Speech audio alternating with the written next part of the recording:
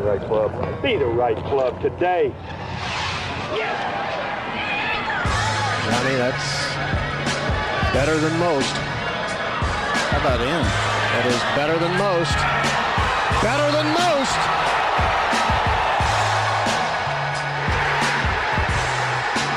Expect anything different? Ladies and gentlemen, welcome back to the No Laying Up live show, D-Riders Invitational Sunday recap presented by our friends at High Noon. Solly here. Neil is here. Hello, Neil. Cheers. Congrats to Scotty. That was impressive. TC is here. I think there's some apologies that will be coming later. TC, hello. What do you guys have to apologize for? I think the comments are going to take care of the apologies that need to come forth on their own. DJ Pie is here. Hello, DJ Pie. Hey, guys. Happy to be with you. Happy Players Sunday. The live show is, of course, presented. It's all made possible by our friends at High Noon. It is here, the High Noon Tequila Seltzer made with real Blanco tequila and real juice. Just like the vodka ones were our favorite seltzer. It's going to be a tight race now between the vodka and the tequila, I got to say. I'm a big tequila fan, and now our favorite seltzer has a tequila option in 4 bright, crisp flavors: strawberry, lime, grapefruit, and passion fruit. Cannot wait to see if they add any more flavors to that as well. They're 100 calories. They're gluten-free. There is no added sugar. They have already hit the shelves in select locations starting March 1st, and they are rolling out across the country over these next 2 months. They are fully available nationwide by May 1st. Just in time for summer, so you can look for them at Drizzly or your local convenience or liquor store, or visit highnoonspirits.com to find it near you. Thank you for their support of the live shows all week long. Scotty Scheffler. All right, TC, I'll throw it to you. What's your you had some comments before we came on here about this Players Championship as we put it in the books. What was that? I don't know. I mean, it was fine, right? It was whatever. Like, it was just kind of. I think it was that Players sucked. That was the take before we went live. I said it was a worthy champion and a deserving champion. It's just kind of a juiceless week, a little bit. And I thought the course setup was great. I thought they did an awesome job, minus the collars. Pins were great.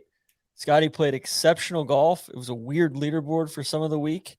It just didn't have a whole lot of flow to it. Some tournaments are like that. It's not really anybody's fault.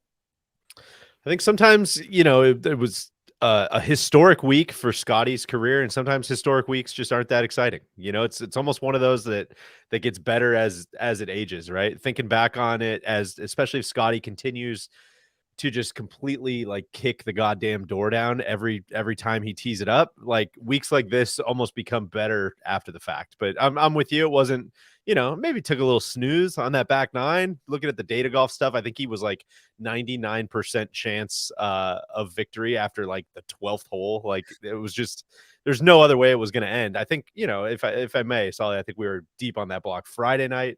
The fact that anyone was even throwing Morikawa as a possibility into this tournament is shameful and should call for some apologies as well, but we don't have to go there right away. But it's one of those that Scotty keeps getting more interesting the more he wins, as I think we were saying after the Phoenix event. I don't think he is going to be, jumping off the page with any kind of personality stuff. I don't think he's going to have any real controversy. I don't think he's going to really even be all that polarizing. He just kind of like goes out there and does every single facet of the game really, really well, seemingly every single week. And it's kind of like the only way it gets really, really interesting to watch is if we all of a sudden stack up, 15, 20 of these things. You said his win was historic. What was historic about it? No, I mean, like, winning the Players, you can call me a D rider all you want, is a big ass win. And it's part of like, it's a pretty like crowning win in a career, like the biggest that a win gets outside of a major championship. And so I'm just saying that like when his resume gets listed off at the end of his career, it will be like he won X majors, he won the Players, he won this, blah, blah, blah. And so, no, I don't think anything about, the game of golf changed. I don't mean historic like that. I just mean like, hey, it's a big ass win. Can I throw this little wrench in there? I don't know if our checks have cashed this week for from the PGA Tour, but is it time to like revisit the conversation of what a player's win means, right? Because it used to be literally everyone came, like 49 of the top 50 in the world would be there, right? And we're going to see that the majors this year, the designated events have all risen. Now they have stronger fields than they've ever had, but this was I mean, just by definition, like the weakest players field since we've been alive, right? So, I'm not trying to discount what he's accomplished because we're going to go through the accomplishments, but I do wonder if like we have to evaluate what a player's win means. It's not the same as winning it last year, I don't think. Is that fair? Yeah, I put that on the agenda later on. I figured we can talk about it kind of after all the tournament stuff because I think it's probably fits in largely with the schedule and like what is the players, right? Like it's what is it in the new ecosystem and all that. Yeah, I I don't think it's as impressive a win as it was last year for sure when the defending champ's not here. I think it's a massive payday. But congrats to Scotty on that. I found his performance to be dominant, extremely impressive. I'm curious why, and I feel this way too. It was a little bit boring, but we like when Tiger did this, or if Rory does this years ago, it's like, oh my God, like what's he gonna do next? How low can he go? And with Scotty, it doesn't feel that way, and I'm curious why. Because the golf game to me is exciting. And the shots he hits and the chips that he holds out are exciting. So what is it that is different about, Tiger running away with players or Tiger running away with something at Torrey Pines? Is it just history? Does it just need to keep happening for me to feel that way? I think there's also like when it's Tiger or when it's Rory, it's so clear that they're the guy, right? And right now in golf, it kind of goes back to the old, what's better is, parity or one dominant player. And right now you have every week, we hop on the pod and we say something different, whether it's, oh, Scotty's the best, he's never going to lose again. Or, oh, if Rahm's the best, he's never going to lose again. Rory, oh my God, no one can beat Rory, and I think when they're kind of passing the ball back and forth constantly, it's the old, KVV comparisons, the thief of joy quote that he likes to say, but it's, you can kind of look at it one of two ways. You can either like appreciate what he's doing or look at kind of the, what boxes it's not checking, I guess. And it sounds like you're kind of in the, in both of those camps, Neil. Well, I honestly, I feel like it's the as everyone knows, I'm going to use an analogy, but the one I'm going to use is it's more, I'm sensing some tennis stuff here. It's Federer, Nadal a little bit. And Scotty's performance today felt a lot like Federer. It felt effortless. It feels elegant at times. And there's not a ton of emotion. You're just like, man, that guy's a machine back there and he's not even sweating.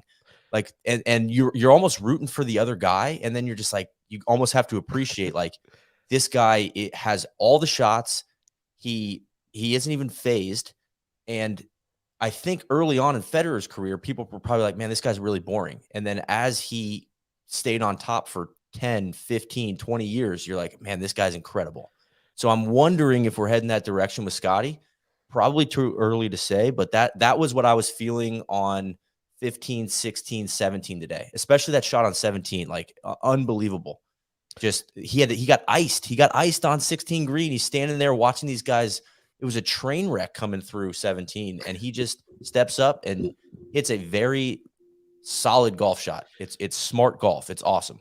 I think what sucks about that though too, Neil, is like it almost highlights golf's two biggest weaknesses, not to step into the shark infested waters of, what size should the fields be and, who should we allow to play PGA Tour events and all that stuff. But like the difference between golf and tennis is like, on a tennis weekend, like you might see Nadal versus Federer a bunch of times and you get to watch those two go head to head. Whereas it's like, well, Rory missed the cut and Rahm WD'd. So I guess we're just going to, we don't really know how it would have gone this weekend with them. And I don't know, we got this Minwoo Lee guy and I guess we watch him this weekend. Right. And you never get to see a lot of those head-to-head battles, which I think makes the lack of like the dominant player less interesting. Right. Like if you have parity and you're also not seeing those guys go head to head all the time, it kind of sucks. And then the other part of that, sorry, the last thing about it, I'm just looking at like Scotty's data golf thing is it truly can't be overstated. I don't think how TC people can't tell his story enough. Like how these runs don't usually last for this long. And looking at Scotty, it is fucking bananas, man. Going back like the last year, you guys were talking about Jason Day on the show last night, right? And like his stretch in 15 was just about as good as this. I mean, kind of close to it probably, but it only usually lasts for, 8, 9, 10, 11, 12, 13 months. And then it tends to peel off. So I think the longer Scotty keeps it going, like that's kind of like it's a longer story that you have to like tell casual fans to get them excited, but it's really hard not to be blown away by like, man, this guy just does it every single week and it's so freaking impressive. Charlie Mercer just commented Scheffler more like Sampras, less technically graceful than Federer, but big time Iceman qualities. I like that take. I think that's good. And I want to be clear, I'm getting kind of lit up like, oh, Federer's the GOAT. I'm not saying that Scotty is Federer. I'm saying it was Federer. 21 Federer. majors, right? No, I'm just right. that's where my head went a little bit. So it just feels like he is. Maybe it's the emotionless part of it that's making me think Federer, but I think Sampras might be a better comp. So I think on the tennis stuff, it's an interesting thing to think about where you've got is Rahm Nadal right now, and then is Rory. They both grew up watching Seve. Rory to me right now feels more like Federer, and then who's Djokovic? Scotty feels more like Djokovic with his game. Sure, he's just fucking good. Like straight up, like doesn't have any weaknesses. Maybe that is a better comp. Nobody's really rooting for him. You know, it's like, oh God, this guy keeps wrecking the party a little bit. You know, we can't have a third guy. What are we doing here? You know, everybody wants it to be Rahm Rory. Yeah. Which also I will say, I think we've said who's going to beat Rahm. Nobody can beat Rahm. I don't think we've said that with Rory recently. Sure. It's true. Right. I mean, Rory's still on like a really, really, really, really, really good run of golf. It's just, yeah, but he's clearly third. It's a distant third to these two. I agree with that. I think Rory it's you want it to happen. It's almost the body of work a little bit. So that's and where I think with Rory, it's like the ceiling, like, the ceiling's probably the highest there, but it's not going to be as consistent week to week, but you're going to get the flourishes and Scotty hasn't finished outside the top 15 since October. It's nuts. Like just every time. I mean, relentless. Can we run through it a little bit? I mean, this is 6 wins and 27 starts, which is outrageous, but also just pause for like that's Tiger's win percentage over his career, like for the whole freaking thing. It's unbelievable. But still, but Tiger was playing against plumbers and firemen. That's true. And limited field, no cut events and all those WGCs. He also had a runner-up at Colonial in a playoff last year, which, again, playoff losses to me are different than just a runner-up finish. Like, nobody beat him over 72 holes at Colonial and got beat by a bomb putt by Sam Burns in that tournament. His major championship record as a professional in 10 majors, he has 6 top 10s. He has a T4 and a T8 at the PGA Championship, T7 and T2. He was tied for runner-up at last year's U.S. Open. He had a T8 at the Open Championship in 2021, and, of course, won the Masters with a 4-putt on the last hole by 3 strokes. Like some of these wins have been, both of these wins have just been like absolute beatdowns.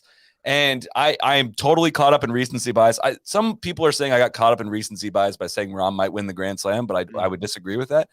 But totally caught up in recency bias to say like it feels a little more sustainable with Scotty because he tends like Rahm's driver the last 2 events has not been very good. It's like, going to the Florida golf courses that's not looked quite the same. And Scotty off the tee just seems a little more sustainable than Rahm off the tee right now. So like I do have to give like the extremely slight edge to Scotty right now, which is a complete overreaction compared to 2 weeks ago. But I'm ready to make that overreaction. There's not really, I mean, going back to Scotty's like 2019 on the Korn Ferry Tour, he played his ass off. He was finishing top 10. He had I don't know, 14 or 15 top 10 finishes between the PGA Tour and Korn Ferry Tour that year. 2021, he had 10 top 10 finishes in 2021, including 3 second place finishes. Like you said, Sally, like it's not like this is all just, hey, flash in the pan. He got really good in 2022. It was just a matter of like he's getting better and better and better and better with each of these wins too. It's nuts. And he also is one of those, Sally, I can't tell if this is going to be a dunk or throwing you a bone to your now infamous quote about Finau about how he plays in too many good events and that's why he doesn't have enough wins. But like Scotty basically like skipped all the cheap wins too. Like he could have been out there winning a bunch of like Rocket Mortgages and John Deere's and over a bunch the of those mules. Yeah, could have beat the other mules of the PGA Tour out there. But he almost got like so good so fast that he was just in He's Yes. in all these like big dick events immediately. And I was telling you guys before we started, I weighed doing a bit about like, I don't know why we're freaking out. 6 wins. There's a lot of guys with 6 wins, Bill Haas, Jimmy Walker, Rory Sabatini, guys like that. But like you can't overstate again how his wins are what? Bay Hill, match play, Waste management Phoenix twice, Masters, and now this. Yes. Like, Jesus, man. No, That's those are heavyweight wild. wins. Yeah. Not only like the girth and the size of the events, Thank you, PC. but also, The way he uses them. I mean, the T2 at the U.S. Open, another solo second at the match play, solo second at Colonial. Like these are all different styles of courses, right? Different types of courses too, like different grasses. I mean, it's all around game. I think that's the most amazing thing to me is it's, he attacks the ball off the tee on his approach, but then he has the finesse. And I think going back to the tennis analogy, that's where I see the Federer comp is like, he's got all the shots, man. Like when you watch Federer play tennis, it's like, he's got the serve, he's got the backhand. It's so fluid. Everything is just hands and it looks effortless. And I don't know. I agree with you guys that it was kind of a boring day, but I also found it really fun to watch. I watched every single shot today of just dominance. Like it was like total control. And one thing I wrote down and I sent a couple of screenshots to Cody is I think the turning point, like Scotty he started off really shaky. He had the left miss going. It looked there. bad early, which is a credit to him because he's able to get out of trouble, but he saves a bogey on 3, kind of weird decision on 4 to hit driver off the tee, gets out of, gets a par out of that. And then the tee shot on 5. That second shot on 4 was awesome. Was crazy good. I know you were riding for the tee shot on 5, Neil. I think it might have even been the second shot on 4 was where it seems like everything was like he's right on that razor's edge of like, God, this golf course is so hard, so hard, so hard, so hard. And then he pulls off that like death shot on 4. And I wonder if that was kind of like, okay, like I'm the dude. We're fine. Which I'm here for that argument, but for some reason the tee shot on 5 like is still like ringing in my loins. Yeah, it was a absolute moonshot over everything, just out of the ballpark, dead straight. The tracer is off the screen. 318 carry to on number 5. I don't know what's a harder hole, 5 or 14. Like the hardest drive on the course. Yeah, and he puts it in the primo position, and then it's just par, chips in for birdie on 8, and we're off and running.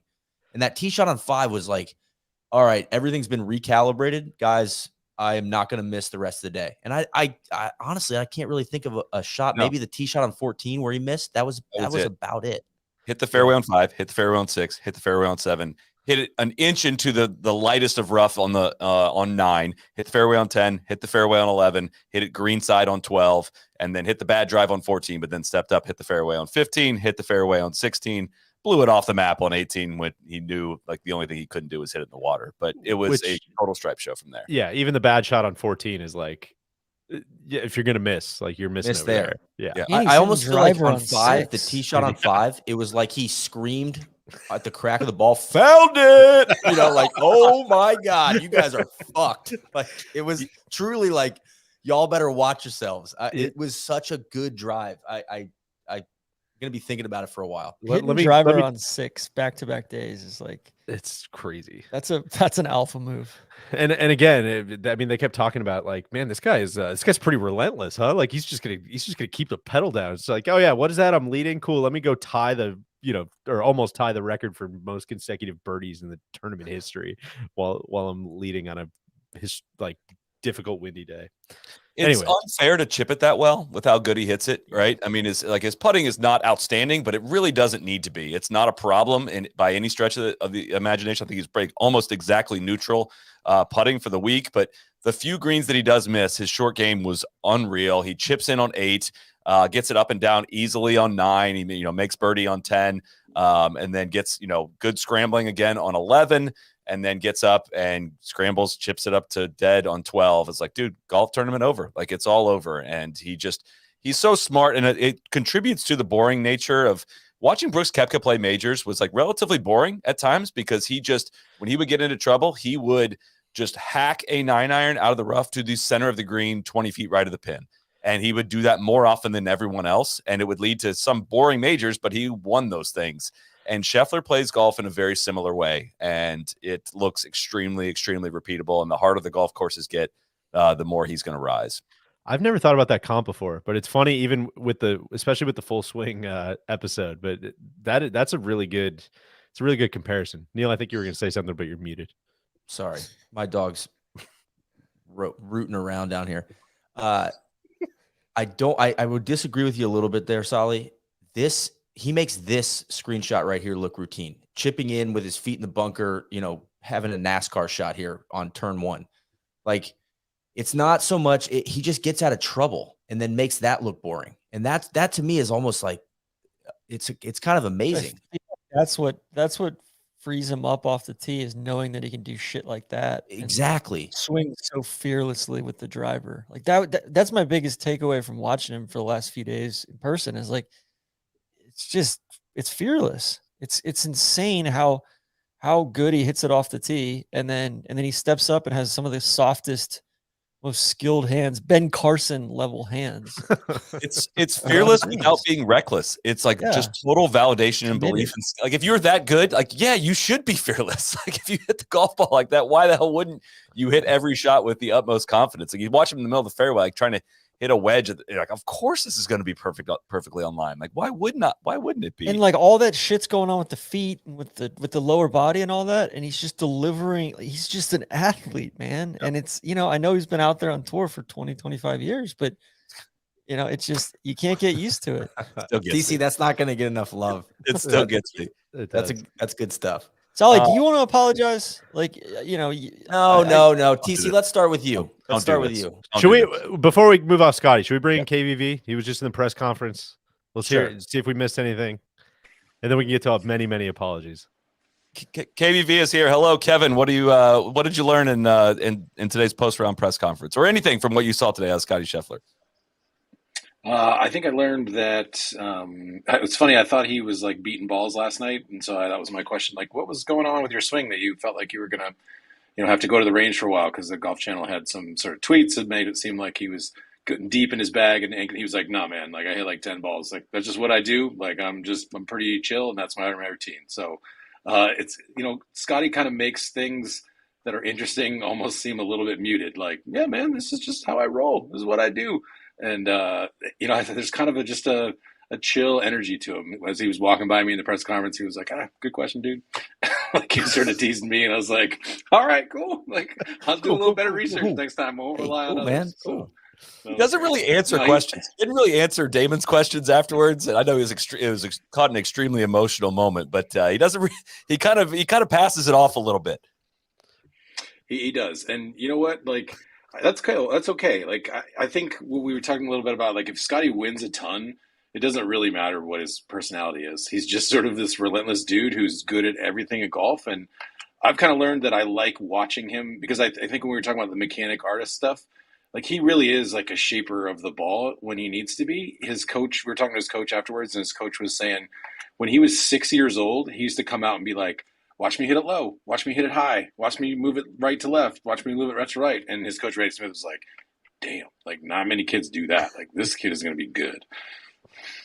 That's watch me whip. Watch me nay. I thought that's what we're going to finish that one with. But, yeah, he's, like, maxing out the artist scale. Like, nothing about him seems mechanical at all. And, man, it's interesting. We've seen him in so many spots now that are extreme pressure spots. Like, it is – having a huge lead at the Masters has a ton of pressure. Having a huge lead with the shots that he had to face today, huge amounts of pressure. And so he's on TV for a long time. He's got to think about it a long time. He's in the last group. He's got a lot of time before the tee times.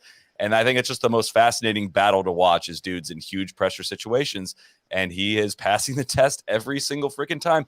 As I say, that Tour Championship was not that, but I'm sure he learned something from that. And sure enough, next time he's in the huge spot, he capitalizes. He even said today, he was like, Tour Championship made me sad. Like, I was kind of beat up about that. I was mad that I didn't close the deal. And he said he's a leaderboard watcher. He said he was walking down the fairway and he saw that like Hideki had made a move and he saw Hatton had posted 12 and he was kind of doing the calculus and he said he talked to Teddy, I think, like in one of the fairways. I think it was like the 11th. He was like, "Are we still sticking to our game plan? Are we still doing the same thing, or should we like just kind of play the golf course?" And Teddy was like, "Nah, man, like let's just keep rolling, doing what we're doing." And that was in the midst of a 5 straight birdie run. So I think he handled it just fine. Any Ted Scott questions, or any discussion about any of that afterwards? Because I still kind of remain pretty fascinated by that relationship and the impact that he must have had on him, because he's taken to an entirely different level since he's been on the bag.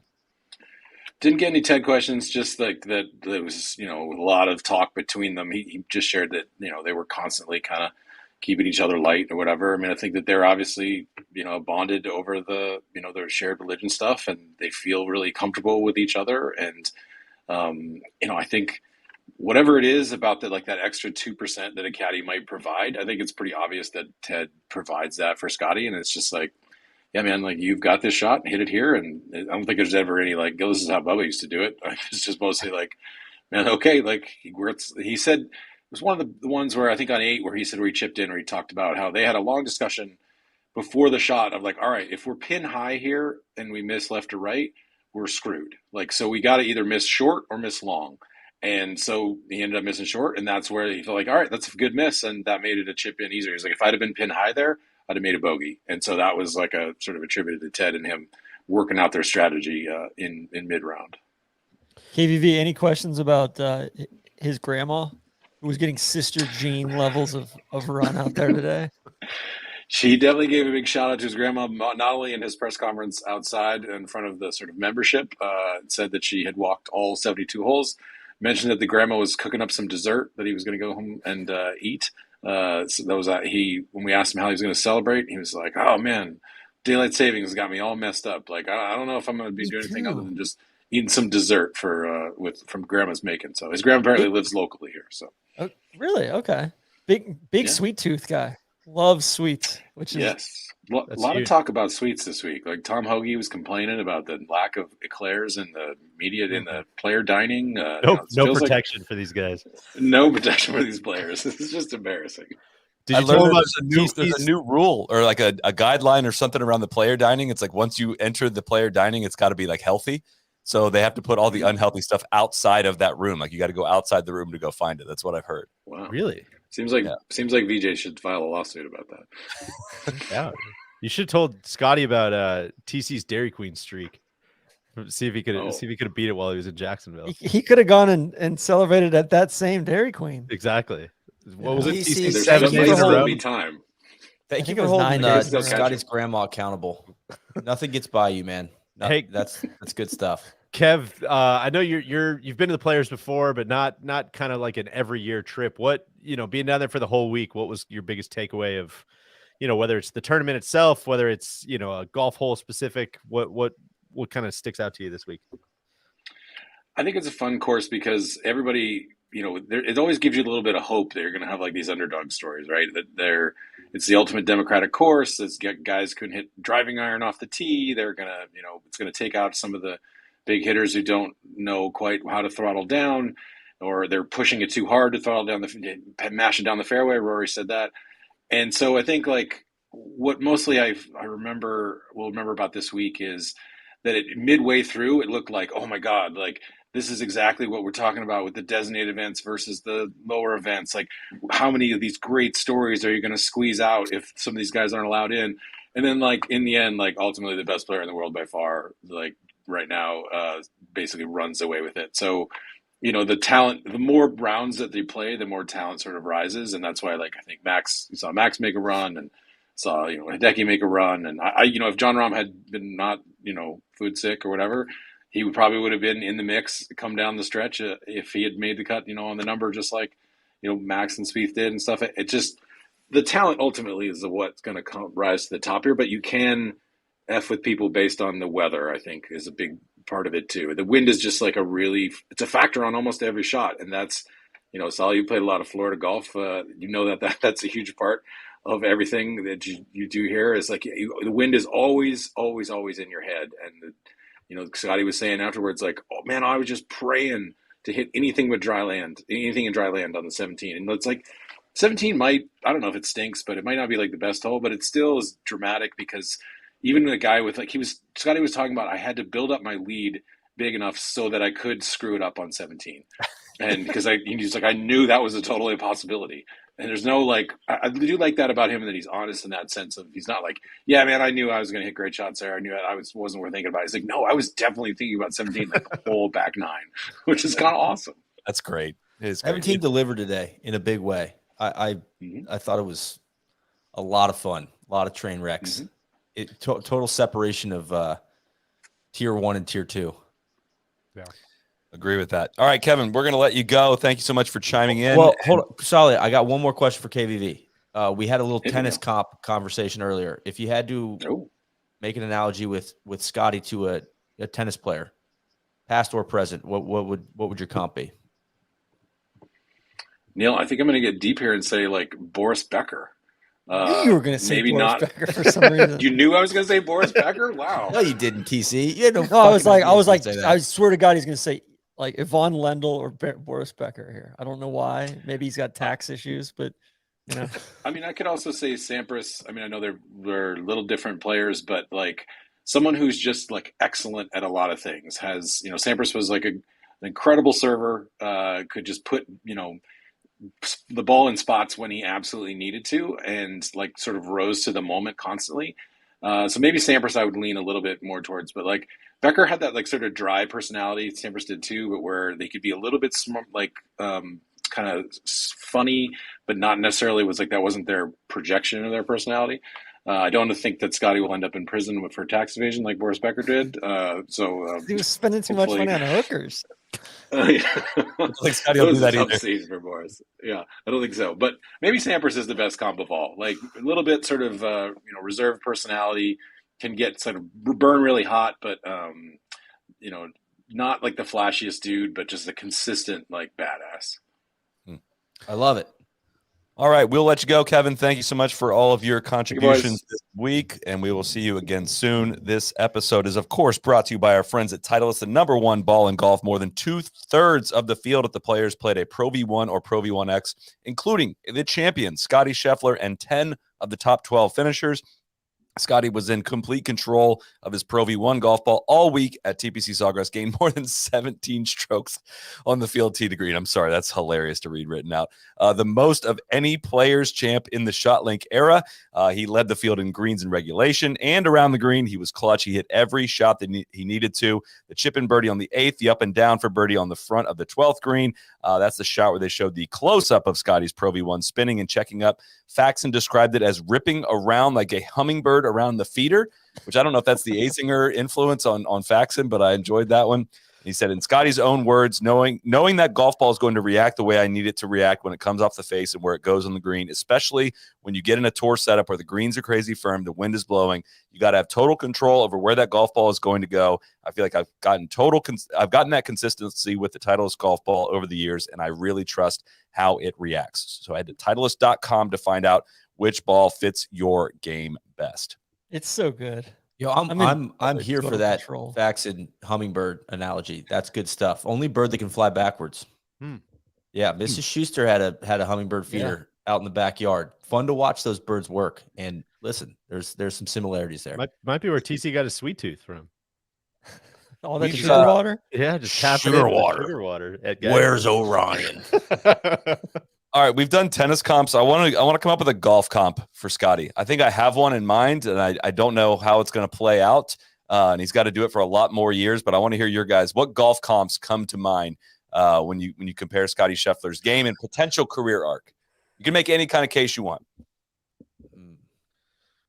Gosh, I know I'm going to struggle with this one off no prep. You want me to here. go? Solly, why don't you tee us up? What about Ernie Els? A lot of years, right? Then we don't have like all the data from the 90s and stuff from some of Ernie's early years. But it seems that just a kind of quiet personality. It is what it is. Supreme ball striker, incredible scorer, won 4 major championships. Not quite the global player that Ernie Els was, but that's kind of my comp for him. I think is like this generation's Ernie Els. I can get down with that.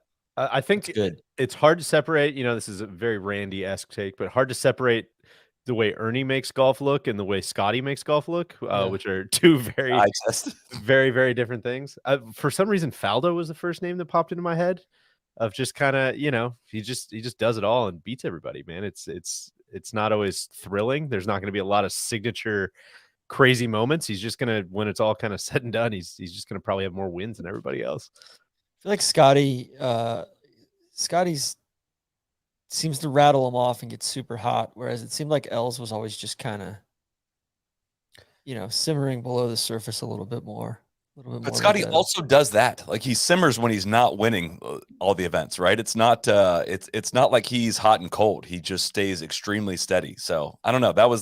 It would take, again, he's got to do this for a lot of years to get on Ernie Els' level. A lot of people have done this little stretch. We've made the J Day comp, but that was kind of what came to mind for me. So I think those are both great. Faldo's really good. I see Ernie. I'm with DJ on the swing. It's not the Big Easy. But I actually have another one, Jim Furyk. Little unorthodox with the swing. Kind of no, it's like, oh man, this guy just keeps doing it. And maybe I don't know if maybe Furyk's not good because there's not enough dominance there. He's more just like and Scotty does consistency. But I think Scotty does a lot of it with power too. Like that, that's fair. He hits it really far, and just that's what's so, it's what just drowns people around him, is like he's both hitting it farther than him and he has a better short game than them. It's just brutal. This is a good comment here from Spelling Champion. Scotty equals Tim Duncan. Here for that. Let's get the other sports involved again. I'm not familiar with this golf game. I think Scotty's Davis Love III. Oh, that's good. Yeah. Davis Love III from 1992, 93. He won 5 times in that stretch. Granted, they weren't all BDEs. One of players in that stretch though as well. Obviously didn't have kind of the major record early in his career like Scotty's had, but won a lot of big time I mean, he won 21 PGA Tour events. But right? Davis win what 2 majors? Just one. He won just one. The PGA and then two players. That's I like that comp. I think that's a good one. And I just feel like, I don't know, it did a little bit different style of swing and stuff, but kind of got it done. Pretty well-rounded games. Yeah. Good drivers. Mark Craven in the comments has a good one. Hale Irwin. That's a good one too. Which because I think well-rounded is the word. But that's just because of the same age. That's why. They came up together. It's kind of unfair. It's kind of lazy. I feel like I don't think Scotty will get to 21 career PGA Tour wins. That sounds like a lot, but I feel like he'll win more than one major. I think maybe he will get more than 21. But another question I had: will Scotty Scheffler win the career Grand Slam? No. God, he just seems like he's going to win about 14 U.S. Opens. I don't know. Right. I feel like his game, like the fact that so far he's won on so many different types of courses, right, does make him a really good candidate for the career Grand Slam. I'm not falling into this. I'm in austerity mode when it comes to giving out majors. Inflation. We got to make sure we can pay for these future majors. TC, I should be there with you with my Nelly pick, but we got a lot of time left with that one. You know what? I'm going to say he is. He is going to win the career Grand Slam. You know why? Because I think his lifestyle as well. He keeps his nose out of trouble off the course. He's young. He's 26, guys. He's for sure going to get to 21 PGA Tour wins. According to Solly, 26 is super old because he was dogging Ludwig a couple weeks ago for being 23. I missed that. That was one of the worst attempts you've ever made, TC. You're already flailing in the corner, and we haven't even gotten to Fleetwood yet. Yeah, we haven't gotten to Tommy yet. Guys, I invented Scotty. You guys, you could go back and pull stuff from 2019, 2020, 2018 even. I invented him, and I almost wish I could uninvent him. This is a classic. Trying to pull his Dr. Frankenstein routine here. I'm not. No, this is a classic TC, which is you throw a massive 12-6 curveball, and then you go on defensive of a point that hasn't even been made yet. Well, I wish we could pull it on the podcast right now. Solly during Bay Hill week was like, "Yeah, it's really not that impressive what Ludwig's doing because he's 22 or 23." No, that's almost word for word what you said. I wasn't listening to the pod, but I'm guessing he was saying, "Remember, Jordan Spieth was 21." Yeah, exactly. Because I've heard It's that also take just before. like, dude, like Ludwig's like 23, like a kind of an older amateur here as he's competing in these, He's PGA winding down. Tour. He's a but back nine of his career. We didn't like I mean, salute. Scotty's an older pro. Correct. I got I will die on that Ludwig take. Like he's an older amateur. Like I'm sorry, it's different than like a 17-year-old amateur finishing. I think it's still impressive though, so I'm not going to course hear it any is. Ludwig. Of course it slander. is. I'm saying he's Thank a you, Solid. polished Big professional. He's like Morikawa. Morikawa was older as an amateur as well, and he's essentially a polished pro, like ready to roll out. That was the take. Come on, TC, you're like 0 for 3. Do you want to do Fleetwood now? Why don't we do that, TC? Are you going to apologize? No, for what? He played well. He had a TC, good would you say week. 76 He good played score well. or Did you see not what great happened score? on the back nine? Yeah, And he on had the a front nine? tough. He was trying to win the golf tournament. All right, he wasn't he? trying to. How did He it wasn't go? trying to play for 6th place or anything like that. He shot 65 yesterday. So it Finished sounds like 27. a bit of a Jason Gore I talked to him situation. Let's go yesterday. get- let's He's go like, get it. Get it. I'm back. The putter's still, I'm still worried about the putter.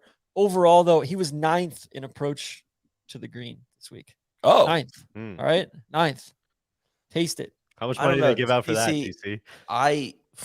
Tommy's hard to root against, okay? But no one's rooting against. TC's one's easy to playing. root You against. guys are rooting against Tom.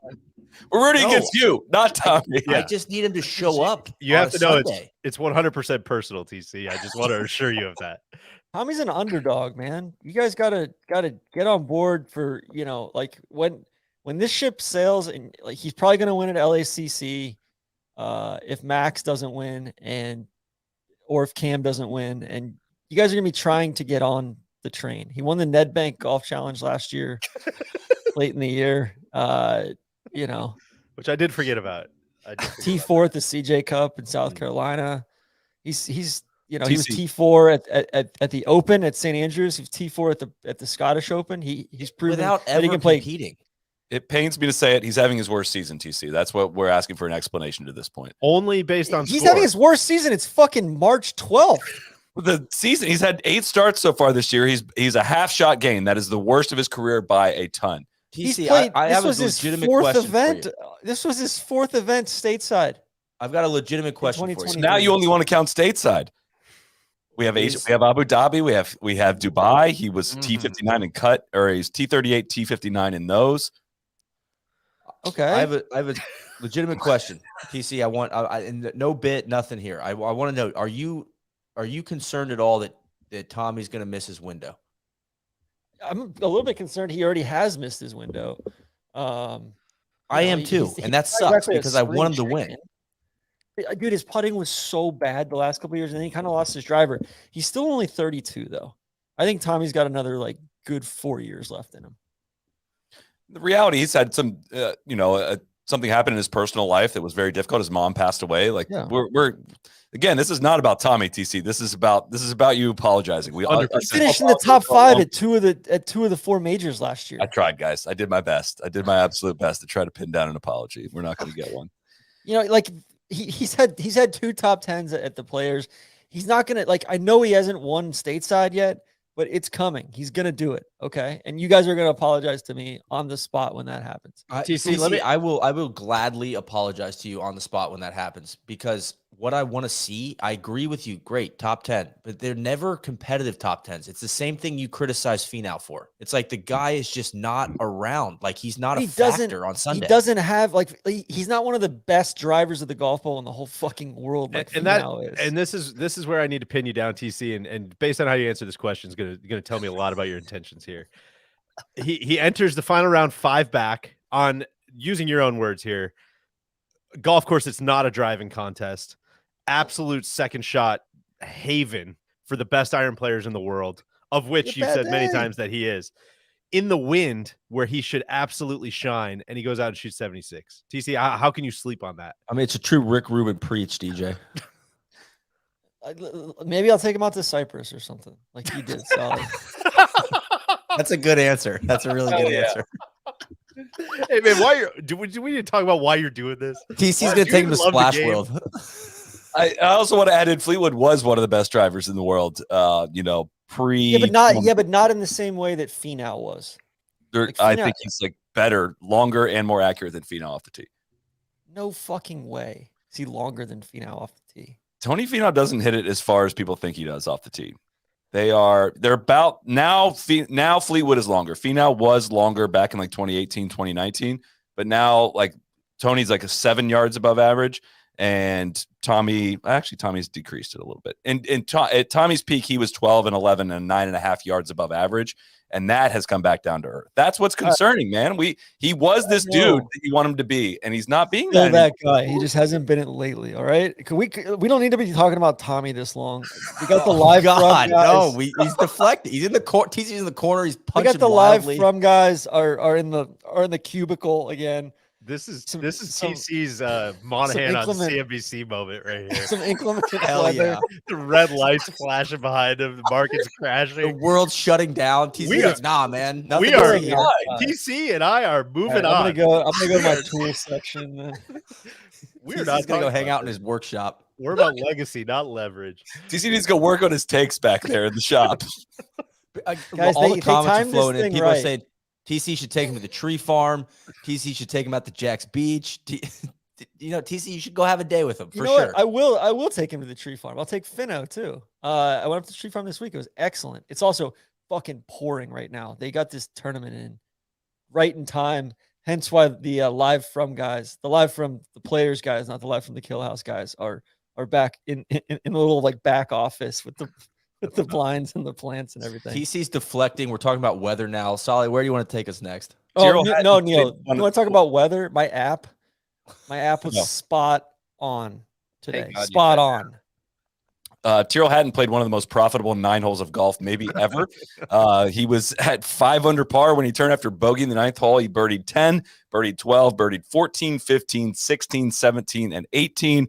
That is the last 5 holes. If you are counting, he wins the second place prize of $2.725 million. I believe that's the most ever for a second place finish in a golf tournament, not called FedEx Cup. And Solly, just to follow up on that, if he would have shot even par, remained at 5 under, he would have won 167 grand. So that is a lucrative 9 holes there. He and the pro had it rolling there for a while. I'd Hatton for a win. Got the solo second. The Vision Fund starting to poke around though, guys. I want to say I thought Hatton's. It's almost a shout out to Tarico, but Hatton's post round interview was great. I really enjoyed, him sitting down when he's in a good mood. When he's in a bad mood, he's great. When he's a good, I like watching Hatton play golf. Period. Point blank. I'm gonna have to agree to disagree with Azinger, who said he never blames anybody but himself. I flagged that as well. So Don't disagree with me. I'm talking about Tarico's No. Paul Azinger said Hatton only ever never blames anyone else. He only blames himself. Yeah. He got mad at Augusta, Southern Hills. He also got mad in that post-round interview about the 8th hole. He apparently doesn't like 235-yard par threes, so we don't need those. I think he birdied that hole today, by the way, and also said he did not like that hole. So, no, he had a great finish last week at Bay Hill. He plays really well in Florida for whatever reason. And a solo second, this is a very, very, very good tournament to finish solo second in. We need to get him mega involved in the final round of a major. I don't know what would be better theater right now than that. It kind of feels like one of those, like, man, that's the only thing we really haven't seen with this crop of players, is that guy under extreme final round, final group pressure would absolutely love that. And he's certainly playing some damn good golf right now. He's back up to what, 17th in the world, I think. He's coming for the Ryder Cup, guys. He'll be rising after this week, I assume, as well. Hogecoin had considerable gains on Saturday and sustained them, and despite an ever-changing market and some runs on the bank out west. He seems to stabilize for a T3 finish after making the cut on the number and breaking the course record on Saturday. I am looking. Yeah, Hatton is up to 17th after this result. Yeah. Correct there, TC. Hogecoin. Who else was T3? I don't have that in front of me. Hovland. Yeah, Victor Hovland. Hovland had a weird week. Very weird. A bit of a backdoor T3 there, but good for him. I mean, we kind of ragged on him the last couple nights. So he unsubscribed and then he decided he was going to resubscribe. Yeah, he was. I don't know how we talk about his golf before we talk about the fit today. because Awful. somebody needs to step in and help him out. I guess he was supposed to be wearing green pants today too, and he said no, like thanks, but no thanks. Guys, All right. Jay Lindbergh needs to be stopped. Like somebody needs to step in. Maybe I've just been flogged too much with bad fashion, but this one didn't bother me as much as many others. I don't know why you guys were losing your mind over this. I don't know. I think we've got a bit of an worse outfits. We've kind got a of bit of body an of axis of evil going on with Jay Lindbergh, Under Armour, and then Nike kind of pops its head up, almost like North Matrix. Korea starts bucking its head, sending missiles up, and then it kind of quiets down, and then it starts up again. You just never really know what Nike's going to bring. So, but I think it's really Lindbergh and Under Armour. They need to be stopped. I'm with you there, Solly. I will ride with you on that one. This feels like a Sanjay? T3 that will look, when you look back at, will be like, what a great finish. And I don't really have a lot of Hovland memories for the week. I don't know how to marry those two things, but it seems like a non-competitive T3, which usually I'm against ragging on. But again, I'm waiting for like the moment for Hovland, and I don't think this counts. Which, yeah, I'm with you. I'm like, the reason I'm hard on Hovland is because I think he's really, really good, and I expect a lot out of him. Immensely talented. Yeah, and it's just there's weird misses, and there's just no flow in some of these rounds. I also want to say, why do we give Hideki and Sungjae, some of the Japanese and Korean guys, why do we give them passes on being like horribly dressed? That's where I'm at, TC. Like, you want to throw that Hovland thing is that's threat level 0 compared to the stuff Hideki's trotting out every day. Every day. It's awful. We have ridden Hideki for this. The yellows are bad. The Strixon, the stripes. We have ridden Hideki enough. No one else seems to, but I'll stand up for us on this one, TC. I think we've ridden Hideki. Yeah, we have. The Possible one thing it's that just Sungjae not gets away with sporting anymore at this point. we have been hard on Hideki for his fashion. When the sponsor stuff, when they do the patches, it looks so sloppy. Dude, not even the patches. It's heat transfer patches. I mean, it's just like, man, are you guys trying at all? Like, what happened there? Like, Sungjae's been wearing Bibigo for years. Like, how can you guys not get some embroidery done? What are we doing? It looks really, really sloppy. Sungjae had an all black outfit on with a white belt today. Aaron Rai had a white belt on today with a black outfit. Bad stuff. TC, I feel like though you have to ride for Aaron Rai just because of the double black gloves. It's like looks like your uncle. He does.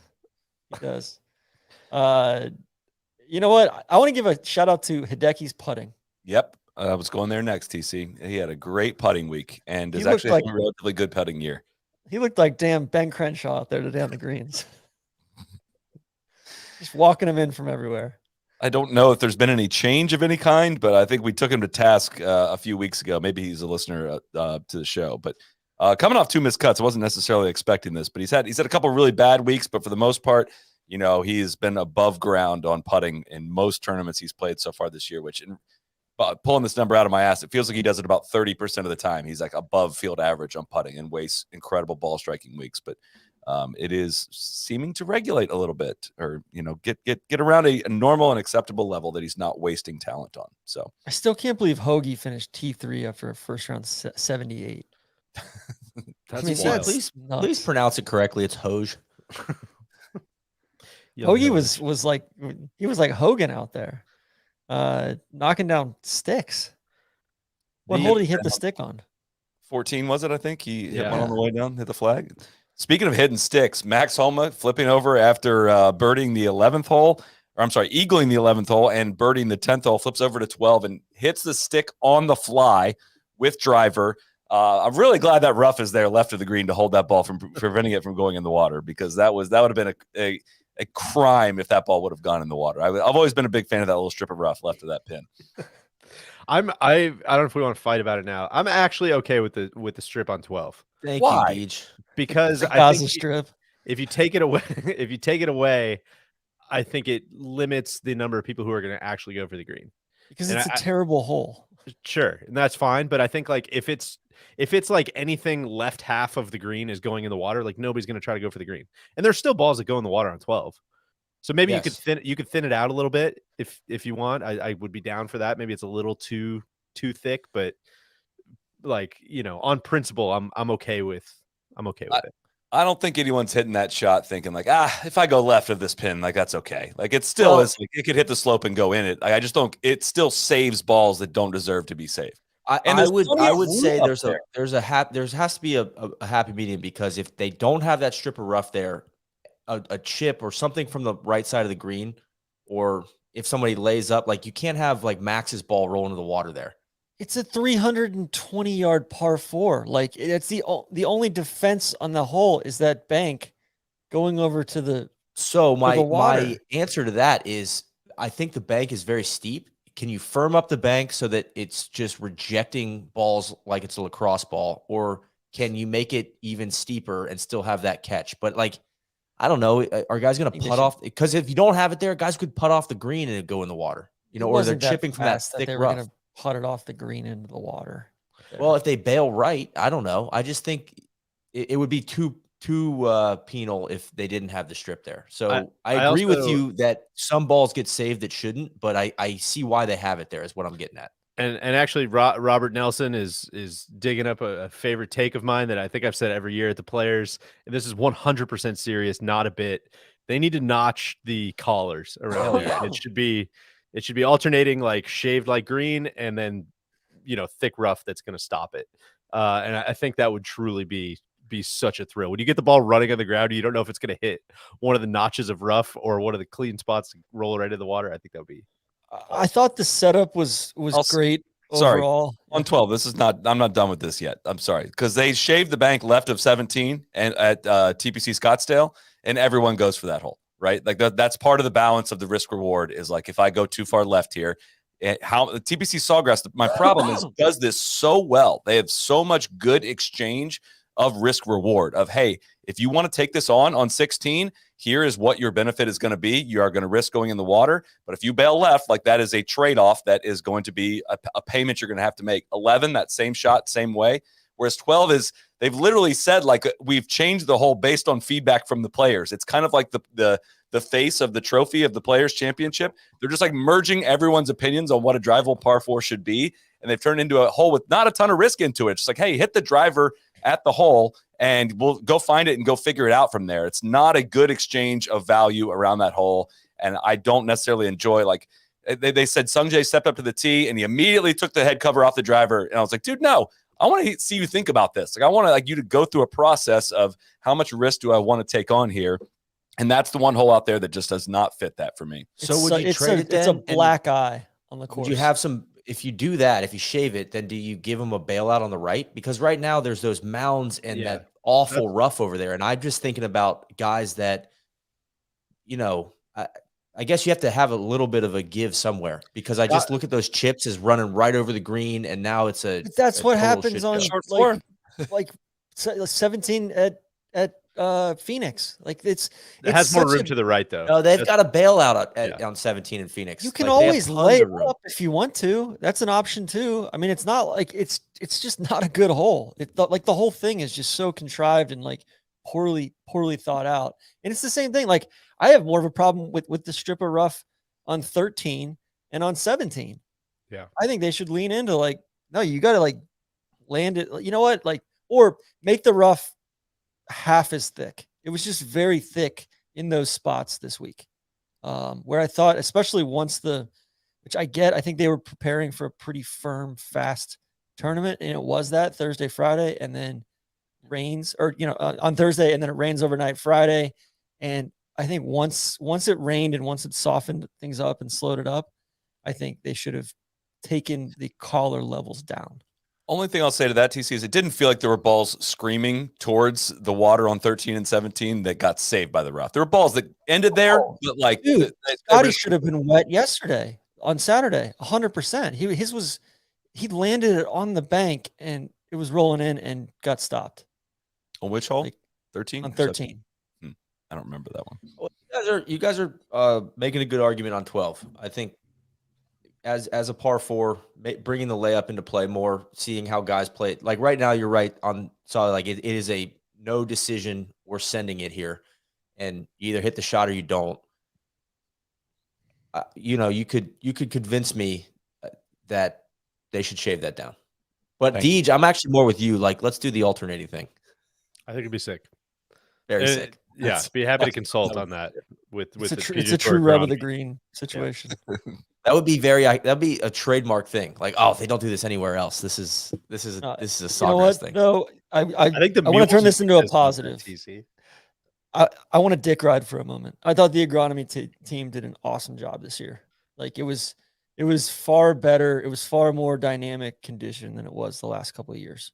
And you know, some of that's weather related, but I think they're finally figuring out how to make it work with the March thing and the overseed while still keeping it firm.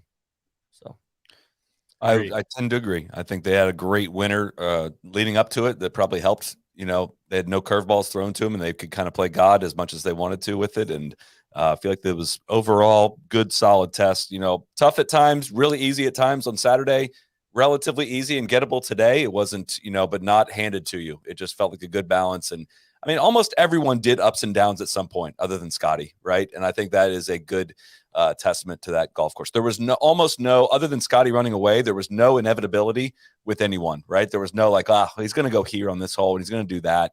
There was mystery in almost everything except for, you know, that gap at the top. So, which is the unfortunate. pins were great too. I mean, I thought, you know, maybe they were a little bit easy on Saturday in spots, or, you know, easy in a row, but I thought they did awesome stuff on 4. They had it over and just in varied spots, like even on 13 today or on 4 today, like they were just they weren't at the bottom of the bowls. They were farther back in spots or, you know, just kind of keeping guys off balance a little bit more. I thought it was a good mix of penal and fun on 17 all week. DJ, you mentioned it earlier on text, the 18th hole. It's good to see it back. Yeah, the Once back more. pin, the funnel pin on 18 on Sunday is a disgrace. Get that out of here. Got to be the back pin, and the back pin on 16 is awesome too. But that's one you could convince me for sure to shave that rough back there. Yes. That's bullshit. There were a lot of shots back there. Did you see where Garrick Hago Yes. ended up? So good. Like, how was that even possible? Yeah. He airmailed the water on 16, then flips over to 17 and hit one. I don't know. I'll exaggerate it. 20 yards long of 17 green, like not even freaking close. Yeah. What happened? I could probably tell Disgusted, you what man. happened. He was trying to hit a smoothie. Yeah. He didn't want to get it up in the jet stream. He was taking the front water out of play. That's what That's he was right. doing. But That's right. He was taking out the first hazard. Like, no, that we got to get it over this pop bunker in the front. Oh. Shot Tracker has that at 151 yards that it landed, which is 7 yards long of the bank. So not quite 30 yards, just short of it. But Just short. Max had an awesome charge today. It did feel like the inevitable cream. There was a cream rising moment for a lot of the day here. And you look up at that leaderboard, and it was very much we were kind of laughing at it as of yesterday. But the cream definitely rose and made an awesome charge. But Rents went on 17. As soon as after it went in the water, it looked like he turned to Joe and said the wind switched. That was his reaction to it, going barely long. But he was not alone in burying one into the water on 17.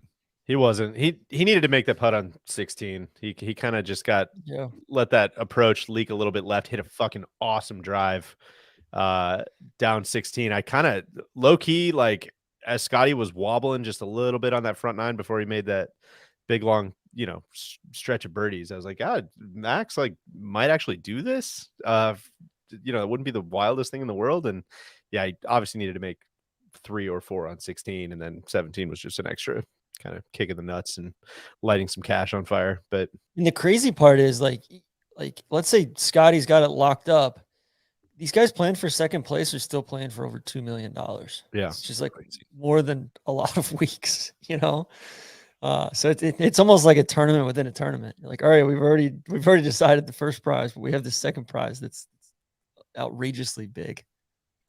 It was a blast. I got to watch Max a fair amount this week. It was really, really fun to watch him in a confidence mode that looks just a little different than every other year we've watched him in this tournament. I am that dude. I do belong here. I don't need to prove this to anyone. Like it's evident to everyone. And I mean, he's just, you look at his numbers on the year, man, it is just supreme golf. And if we're talking about the big three or the top 3 guys or whatever, I think I wouldn't go far down the list, before I'd say Max's name after that. And I don't know who I would nominate ahead of anyone that's not in that top 3. yeah. And I feel like he didn't really get in a groove this week. Like it was like everything was, he just like their sheer force of will and just like that wasn't even close to his ceiling this week. I was talking to him a little bit on Saturday, and he's like, man, the you know, I was like a foot on the wrong side of a lot of ridges the first 2 days. And I mean, I think all of his stats are pretty, like nothing really stands out like crazy. It was just kind of solid across the board. But I think the big difference is like, what was the cut? 2 over? Yeah. Like in the past, I think like this is a cut that he misses, right? Like he has another kind of sloppy mistake here or there Thursday and Friday, makes another bogey or 2, and he's right on that cut line and just on the wrong side of it instead of the right side of it. And instead now he like gets through the cut line and all of a sudden is like, sweet, now I have a chance to get out and run this weekend and truly nothing to lose. Let's just go get after it. And, makes a big ass check at the end of the week instead. Like that's up to 6th in the world. Yeah. Like that's how top 10 players tend to do it. Jesus, man.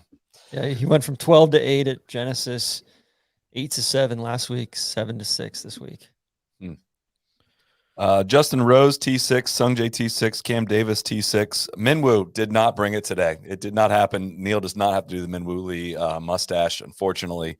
I was really looking forward to seeing that. But it just, I don't know, man. These guys know strategy a lot better than I do, but it seemed like he was throwing brake pedals up off the tee pretty much most of the day, did not want to go to the driver. He was sending drivers on Saturday, and I don't know if he had a bad warm-up or whatever it was, but he did not trust the driver, maybe for good reason with what we saw on 11.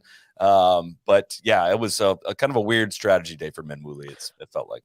Yeah, easy to do this, and who knows what was going through his head. Obviously, it's not like he's new to pro golf, but like even the shot on 2 where they're like, yeah, he's just gonna keep this under the trees, punch it. They're like, oh god, he accidentally like hit it through the tree. It's like, oh yeah, this is not gonna happen. This ain't it. This guy doesn't have it today.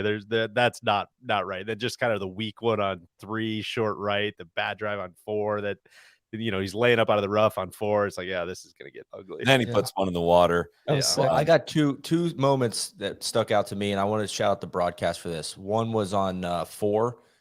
Nothing worse than a bet like playing it smart. It was an automatic layup where he missed off the tee, chips it out, perfect position, puts it in the water, spins it back into the water on 4. And I think things start just moving really, really quickly there. And John Wood pointed that out. I was like, man, there's probably no worse feeling than like I did everything right and then I still hit it in the water. I personally think that's the worst feeling in golf. And then on 9, and Azinger called this out, his caddy kind of took over. He had it was second shot on 9. He had 3-wood out. He was going to send it. And the caddy was like, dude, clearly you don't feel comfortable with this. So here's what we're going to do. We're going to hit a 4-iron or a 5-iron, and we're going to hit a layup. And, the announcers, they're kind of second guessing. I'm like, man, actually, I think as long as he can get it over those trees, he should send it here. And credit to his caddy for, taking the wheel. But at the same time, it was like, he wasn't really in control of his round, if that makes sense. He wasn't really dictating. He wasn't playing offense. He was playing very defensively. And that shot on 9 kind of summed that up for me.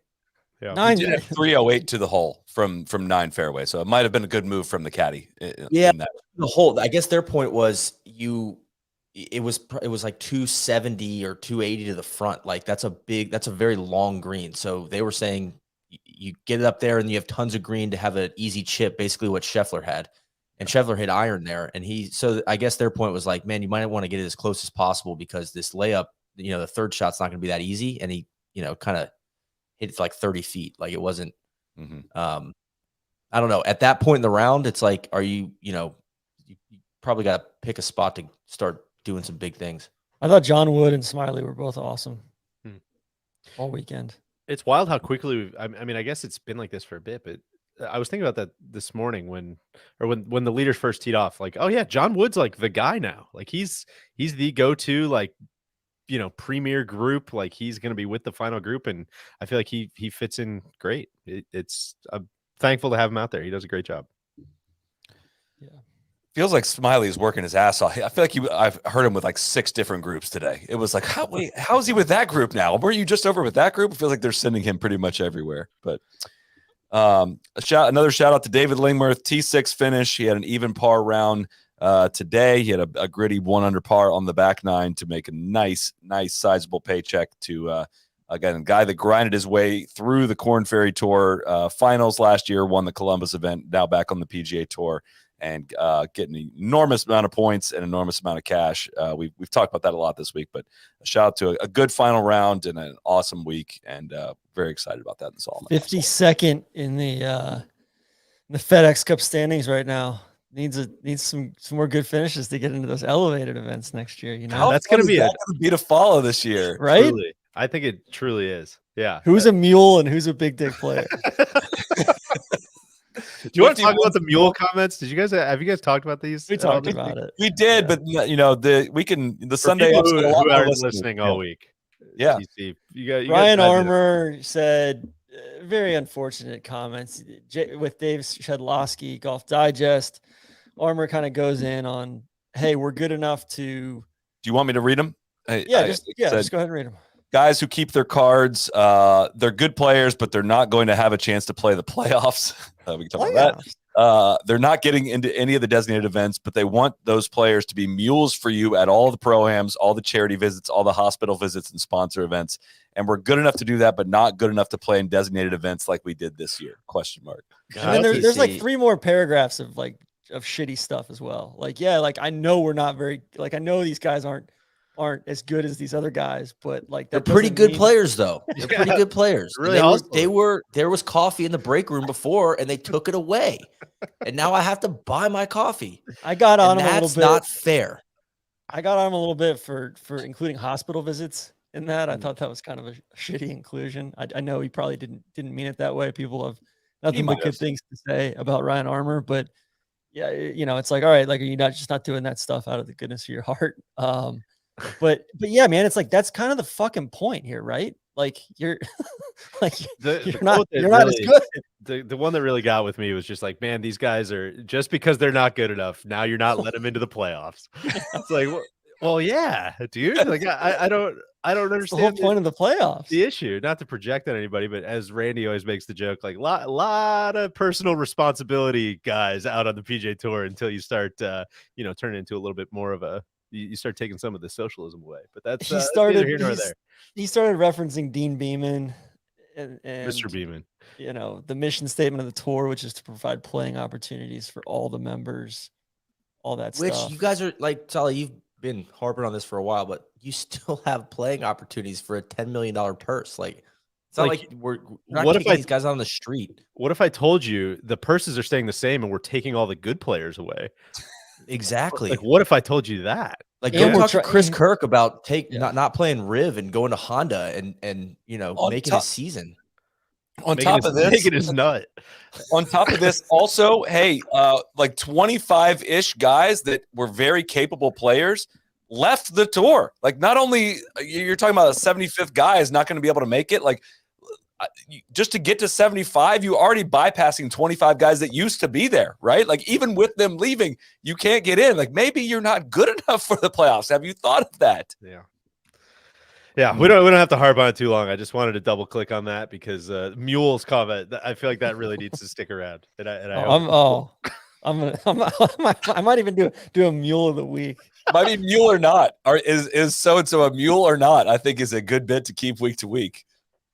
Armour shoots 72, 79. Lot of legs with this one. He knew he was going to catch smoke. He said he was I know I'm going to catch heat for this. But I'm going to say it anyway. As always, guys, share your opinions. That's not what this is. But listen, if they're not good opinions, there's a comment. You're more than welcome to come on. Cody, put that comment up. It says the difference between Streelman's point about difference between 50 and 51st guy is ridiculous too. This still exists. The difference between 30 and 31 is an enormous difference. There's 2 years of status that comes with finishing 30th right now. You get into all the majors if you finish 30th, and 31st does not get any of those benefits. There is a hard line already. It is now getting friendlier with that. It is going to 50. That is that is actually moving backwards. So and there's it's probably going to be with players that you've heard of, or more players that you've heard of falling out of it, which I think is interesting, kind of getting relegated. And Ryan Armour, guess what he finished last year in the FedEx Cup? 124, probably 117th. So he would have finished well outside the 125 had a couple dozen guys not left for live, right? So it's like you shouldn't even be in this fucking tournament, man. Let him know, TC. I really like the comment that might be the game going forward. Dog, killer, or mule. Or dog or mule. Like, we'll keep it in the animal kingdom. I said this the other night, though. It's like, man, it still sure feels like Ryan Armour's compensated for this, all these things that he's doing, right? Yeah, I'm sorry you're not going to get in the designated events, but you're going to complain about all these things you have to do for the PGA Tour. Kind of feels like they pay you money for all that stuff. And also, it's just such a mentality. I don't know, not to be a cheese ball, but like it just seems like the guys who are already just like, this is bullshit. Like, you're not going to let me in. It's like, dude, we haven't played the fucking season yet. Go qualify for him, man. Yeah. Like, you think that's what Scotty's saying? You think that's what Max is saying? You think like, dude, well, it's a shout out to Mr. Nicholas. Like, the guys complaining about the U.S. Open, the conditions. Like, well, that guy's not going to win. Like, I don't have to worry about him. It's just so deflating. Of just The fact that Ryan Armour hasn't finished inside the top 100 except for 1 year, the 1 year that he won, and he's 47 years old. Yeah, I know what Deej is laughing about. The Comcast business top 10 mules of the year. That's Tom Dunn. That's good stuff right there. I think we got to come up with a better company though. It can't be Comcast. Like who is what brand identifies with mules? Yeah, El Chapo's mules top 10. I know Yeti does a lot of ranch stuff. So is this time to shoehorn in the Yeti coldest moment of the week? Yeah, the Yeti. We could do the Yeti mules. Maybe we'll switch them up. Gary Mule Deer. Let's do the Yeti coldest moment of the week. The Rambler 18-ounce bottle is your must-have holding drinking vessel that should be immediately added to your bag. This tough bottle is double wall vacuum insulated to keep your water ice cold until the last sip. It is dishwasher safe. Easy cleaning comes standard with the chug cap lid, the shatter-resistant drinking spout that allows for easy pulls on the go. I love it so much. I actually stole one of Cody's Ramblers that he had here, one that I already had. I got home and I had two of the same Rambler, and I kind of felt bad about that. I did return it. I want to note that. Thank you. I got two here as well, Solly. Love these bottles. I take them everywhere. And as always, we appreciate Yeti's sponsorship. So we're going to give you our Yeti coldest moment of the week. DJ, why don't you go first? So mine is a pretty easy one. I'm sure it's been touched on in the show throughout the week, but I'm just going to say coldest moment of the week is smelting Gold Boy down, shoving him into a nature reserve nearby, drowning him in the water. I saw Barry, reimagined Gold Boy being smelted down into the tournament water there at the Players, but with a just ounce of sincerity. The tour, NBC, everyone like saw this Gold Boy thing from last year as a massive black eye instead of like, man, that would have actually made the back nine a little bit more fun today. If you would have you had this like complete runaway train wreck of a viewing experience, just nobody's fault. Just, that's the way it goes. It was over. Having a few Gold Boy augmented reality moments just to get the people frothed up a little bit, I think would have actually shown a little self-awareness and a little bit of. Come on. Yeah, it would have been just a little bit of like, hey, we see you, we can laugh at ourselves, it's okay. And it would have, I think you would have flipped everybody on it. They would have actually been like, this Gold Boy thing's actually kind of sweet. I'm in on it. But instead, they tucked their tail between their legs, ran away, and they did Gold Boy extremely dirty after he put himself out there last year in a big way. So with the smelting here, it might be the hottest moment of the week. Possibly emotionally. Get the coffee mugs out. Yeah. Get the Yeti mugs out. Well, and that's the beauty of the Yetis, Neil, is they go both ways, right? You can well said. Keep it hot or cold, whatever you need. They did smelt Scotty into the trophy, into Gold Boy in a tweet afterwards, which I've not gotten to read the reaction to that one yet, but it was very much that felt like that was a little hat tip towards the Twitter crew. I'm kind of in on that graphic. I think that graphic's kind of sweet. Maybe I'm just. Did they unsmelt Cam out of it? That's a good question. So for those that don't remember, I think one of my favorite Players things ever was when they were making the claim that the face of the trophy is a composite of all of the past champions or something like that. It's just a true answer to a question nobody's asking. It's Terminator 2. Very much. Very, very much so. So anyways, that's what I got. Neil, what's your coldest moment of the week? I mean, an ode to TC here could have gone a lot of different directions here. I was writing things down as basically all week, but today specifically, Max hitting the flag on 12. That was cold-blooded. You know, the break he got there. Higuerito obviously was top of my list, but I'm going to go with more of a macro take. And I think it's just Scotty's hands, like the chips, right? Like the places that he got up and down from. I like, here's an example of it here. He's 2 feet in the bunker on the edge in the thick rough, makes it look easy. And then the day before, he's on number 2. He chips in from like jail, basically. I'm really, really impressed with the hands. And so that I think he's got some cold ass hands, just some ice blocks that he's just knocking people out with. TC, what's your coldest moment of the week? You know what? There were a lot of different directions I could have gone with this. I wish I would have gone in another direction because we already had the Fleetwood talk. If Cody could flash the graphic up here, it's I thought DJ said some really hurtful things on our Slack thread. He said, "I want to apologize for thinking Fleetwood would make a run. Hopefully that humility inspires another apology." 2 sets of eyes as a reaction, and then Solly threw in an emoji of a little boy there as well, which I thought was very classless. So It was very cold of us, but TC, I mean, we need to stage an intervention here. And TC, was that directed at Tommy or was that directed at you? That's the question you need to answer right now. True. What do you think? You know what? It doesn't matter what you think. If you had to think about it, I think that tells the story right there. My coldest moment of the week.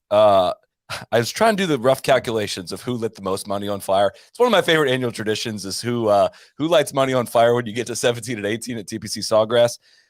I believe that Taylor Montgomery lit somewhere between like $1.2 and $1.4 million on fire between holes 15 and 17, depending on how you calculated it. Porter had a great tweet about it.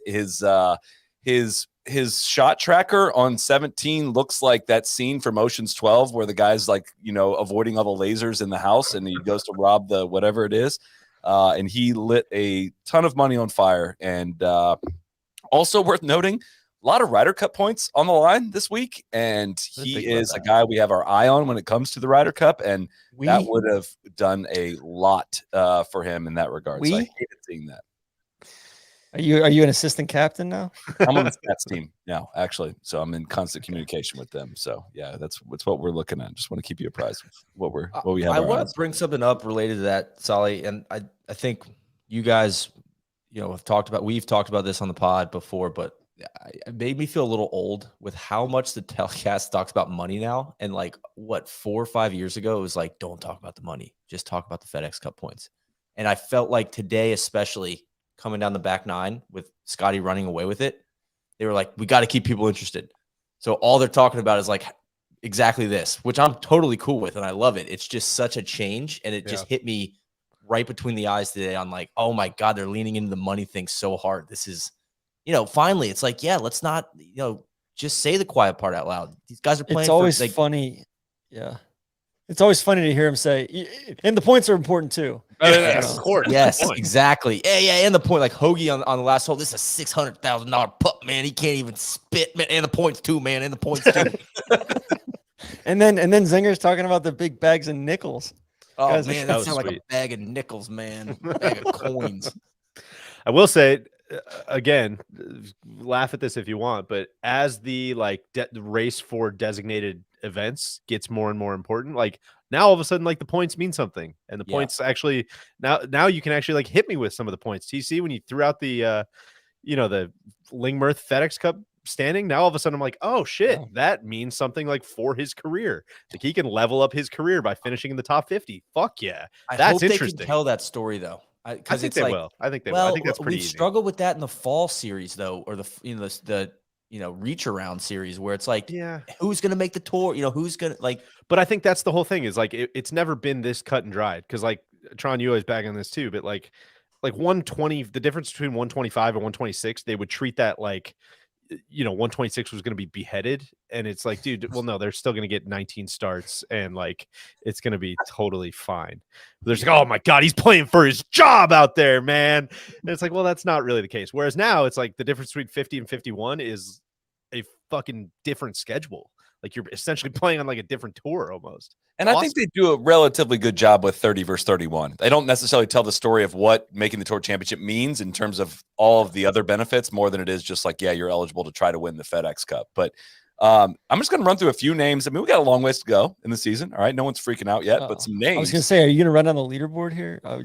Down the FedEx Cup leaderboard. Okay. That's even worse.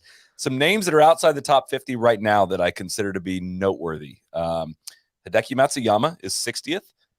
Jordan Spieth is 65th. His good friend Justin Thomas is 66th. Sam Burns is 68th. Those are the ones that Cameron Young's 79th, and these are projected. This is updated after today. Cameron Young shit the bed this weekend. Not good for what that's worth. Will Zalatoris is 85th. I know he's coming back from injury. Matt Fitzpatrick is 92nd right now. Shane Lowry 96th. Tommy Fleetwood 97th. Just a lot of names. You scroll that leader. Billy Horschel's 114 right now, and there's not, as I understand it, there's not like a ton of other ways to get your way in other than top 30 to OWGR, and you have to play some good golf in the weeks leading up to it right now. So that's a lot of names. It's a lot like other sports. You don't win the division. You don't get in. Yeah. Period. Like you get maybe you get a wild card. There's a couple wild cards out there, but it's not everybody. I think we're trending in the right direction. Guys, what's the difference between a mule and a donkey? That's a good question. Mule, no, a donkey is the combination of a mule and a horse. I think, and a donkey can't procreate. I think that's the answer. I don't know. It's the other way around. But I hope it has to be your wrong. If that's wrong, that is going to be some primo content. Very close, but the other way around. Other way around. Thank you, Cody. See, I'm onto something. I'm not a fucking more. I'm smart, Michael. Michael. I can do stuff. I can do stuff too, man. Can we run down the leaderboard? No, we did that for an hour already. Oh, well, yeah, we got guys at T6 that we haven't even mentioned yet. Justin Suh. That's out the there only doing one. it. No, Team Rose. We mentioned that. Do you think Minwoo Lee takes up temporary membership? He didn't did get not it. earn it. So no, I mean like T4. like keep playing the tour. I would think so. Hopefully. Okay. We got to talk about Morikawa. Finished T13. Very, very 65, 73, 72, 71. 72, 71 on two of the easier days. Bad. Really bad. It's not good. I don't have anything to add on than what we said last night on it. It's just a disappearing act that we're I don't know. It's hard. I want to grade him on a curve, or I want to give some leeway for the resume he's already built. But it's been a year and a half now since the British Open, almost closer to 2 years than we are a year and a half, I guess. And it's worth noting. Big Dick Rick up to 22nd in the FedEx Cup. I wish they would, the projected versus starting. I wish they would keep the starting as what they started at the beginning of the week at, and not just match the two of them up. Right now, they just have. Yeah, that's kind of stupid. That's so annoying. Denny McCarthy continues to play really, really good golf. He's having I'll also say, again, long way to go, but kind of funny that we were kind of wondering if Ricky was going to get a bunch of sponsors exemptions when it's JT and Spieth that would need them if it ended right now. Yeah, that's true. We also haven't even had one major yet, so let's. Yeah, it's Masters season now. But majors aren't that many points like that. It's where the big dogs tend to separate themselves. You got to play really well in a lot of PGA Tour events to get up there in the FedEx Cup. Like, I can't believe I'm writing for the FedEx Cup over majors, but it's not. It's a weird out of balance scale, I would say, in terms of the biggest events don't necessarily reward with. It's a little bit more points, but it's not that much more. God, what if we got to the playoffs and all those guys just missed the designated events? That'd be a wild own goal. Like Spieth. Tom Hoge Invitational every week. Play better. Brandon Wu, Russell Henley. They're all hoovering up all the designated events money. Pretty quiet Sunday from Spieth. 72. Final round 72. I'm bullish, guys. I'm bullish. I'm too. I don't know why. I just I just am. But I think Neil, I was saying earlier, I think the best chance we got for Spieth is just this big three is just going to wear themselves out, man. They're playing too well. They're playing too much good golf. They're going to be exhausted by the time we get to the Masters. Then our beautiful boy is going to be there to pick up the football and take it to the end zone. Do you guys have I a think we're trending in the preliminary right direction. Except for preliminary that, Masters pick? It's pretty tough not to pick Scotty right now. Yeah, I mean, I don't know. I feel like you I can kind of throw the dartboard at. Scotty's my Scott- pick to win the Masters, but Rahm's my pick to win the Grand Slam still. I think so. I think that's smart. Okay. That's a good hedge. I think I'm going. I can't remember. I think I'm on the rib for Augusta. It's time. Fool me Yeah, once. unfortunately, My it's been heart- time for like a decade. my heart is with the rib, and I will be there. I think Cam Smith's going to win the Masters, though. Hell yeah.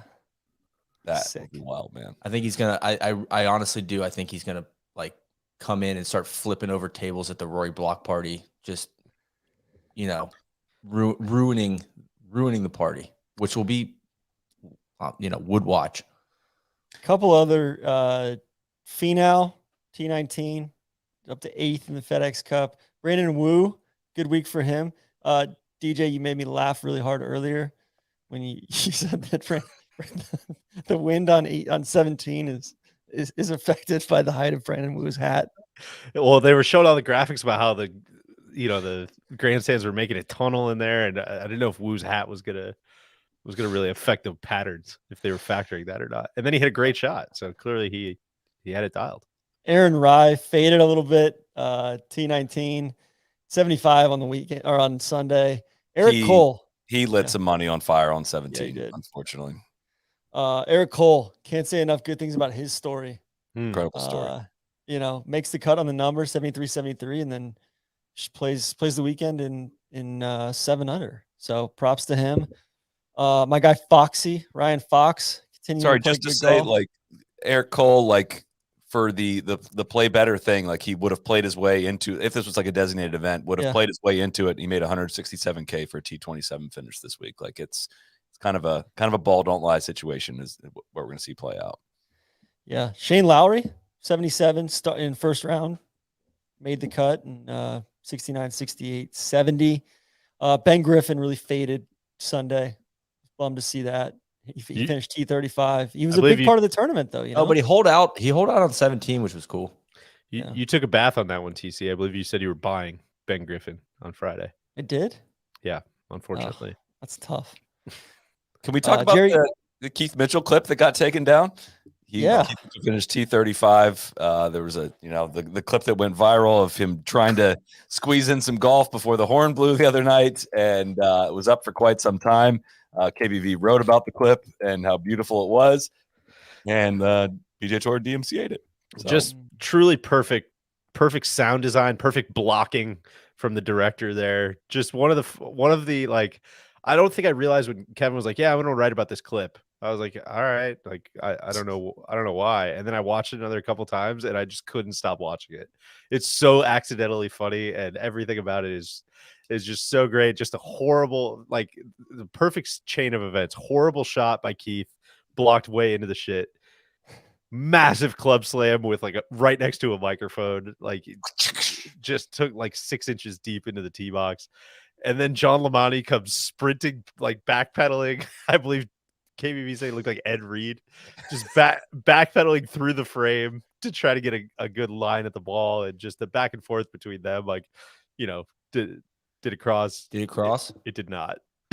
My favorite part of the video is the end when he's just wandering around aimlessly, doesn't really know what he's like. You can tell he wants to smash it again. Yeah, he wants to throw it. He's like kind of here, and then he's like, "Well, the horn blew, so am I gonna?" And he's at the far end of the property too, so he's like, "Am I gonna get a ride home? But I don't re-tee right now." The horn was by far the best part. I mean, the timing of the horn. It was like a DJ Steve Porter clip, dude. Oh, so good. I will say too, it got brought down, but Keith put it back up. So props to him for doing that. Wow. Yeah, he did. Cashmere Keith. It's still super frustrating that stuff gets taken down when all of Twitter. It was like the most entertaining thing that was floating around Twitter this week, and they're looking for juice. It's just more derves, man. Give me some more derves. Wet my beak a little bit. I'll come watch the event. Oh, I got to get to a TV. Give us the juice, baby. It's the selective enforcement that's frustrating because the meme accounts on Instagram can all go ape shit and post whatever they want. It can be up for months. And this, Boko Haram. people Come on, it's the kids, man. It's the kids. Come on. the people that cover golf daily can't do anything like that. Yet these meme accounts that have 1 million followers don't get their shit taken down. It's what happens. Everyone's focused on the big countries. Listen to old stodgy Solly, pissed off. Super annoying. Nice guys finished last. Ask for you know what, Solly? We'll catch a break one of these days, man. We'll catch a break. It'll be all right. You guys remember when Taylor Pendrith was deep in the mix? Yeah, I think you bought him too. Yeah. Yes. No, I sold the shit out of him. I sold the shit out of him. TC was like, yo, he's gonna be a Dow, man. This is the future. Can someone give us? Pendrith is just a set it, forget it, man. Someone send us a 8% a year. This is a fucking blue chip right here, guys. Come on. DC surprised it was with a buy or sell segment from Friday. I want somebody to go back and listen. I have no idea if I did good or bad, but I want somebody to go back and grade our picks for buy or sell on Friday afternoon. If somebody wants to send that in. One other, Kevin Kisner shot 81 today. I just wanted you guys to remember when people were arguing Kisner versus Scheffler, the 2021 Ryder Cup team for that 12th spot? That's wild times. Wild times. That was a bit of a I feel like I'm taking crazy pills situation. And then Phil got in the mix. Kevin Na was like somewhat being argued for. It was an outrageously weird time. Remember how mad Solly was when we convinced him that they were going to take Phil with the captain's pick? I really told him. We told him it was supposed to be an entertainment product. Do you guys seriously think? You don't seriously think that they're going to do that? They're not going to do that. I don't know. They might. Please no. Please guys, no. like, so world rankings wise, is there kind of a deal here to where so Scotty's won 180 points so far in 2023. Rahm's won 193. Max has won 120. I don't think anybody else is even in triple digits. Like, are we going to run into a situation here if a couple of these guys don't cool off where like there's a massive gap between Scotty, Rahm, Rory? Shouldn't there be? Like, there should be. I'm just saying, like, it, kind of to the point where it's like it doesn't even matter what they do for a while. It's hard to earn them. It's going to be hard to rack them up, like especially. And then I still think we're kind of due for some chaos when it comes to. I don't know if these guys have fully realized how few OWGR points are going to be available in the designated events next year, and how they're going to have to gerrymander it again.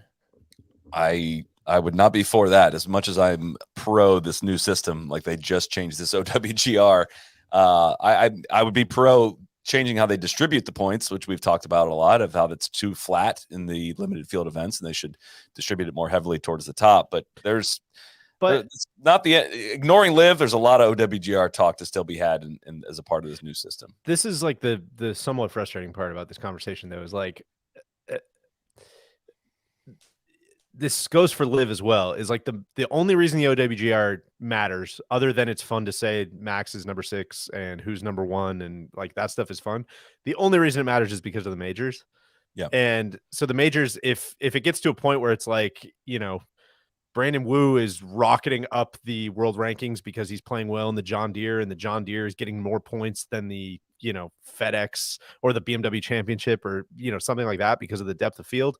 Like, if it gets so skewed like that, then the majors can just change their qualification, which is what we've been screaming from the fucking rooftops about the majors regarding live. Is like, dude, if the OWGR is like, if everybody wants to say this is not a proper system and this doesn't make any sense and they're totally screwing these guys over, like the majors are the people who sit on the board of the OWGR. They're the ones who make the decisions of how they fill their fields. Like if it gets to a point where they don't think their fields are being representative, then like they can just change how they do it. And it would be the same with the PGA Tour stuff too. If it gets too, which I can see, Solly, based on what you're saying too, like it seems like it's going to get so far out of whack that I almost could see it like I don't know about dissolving, but just getting to a point where it's like, okay, now we've it's already a close we've system. outthought ourselves so much that this doesn't make sense anymore.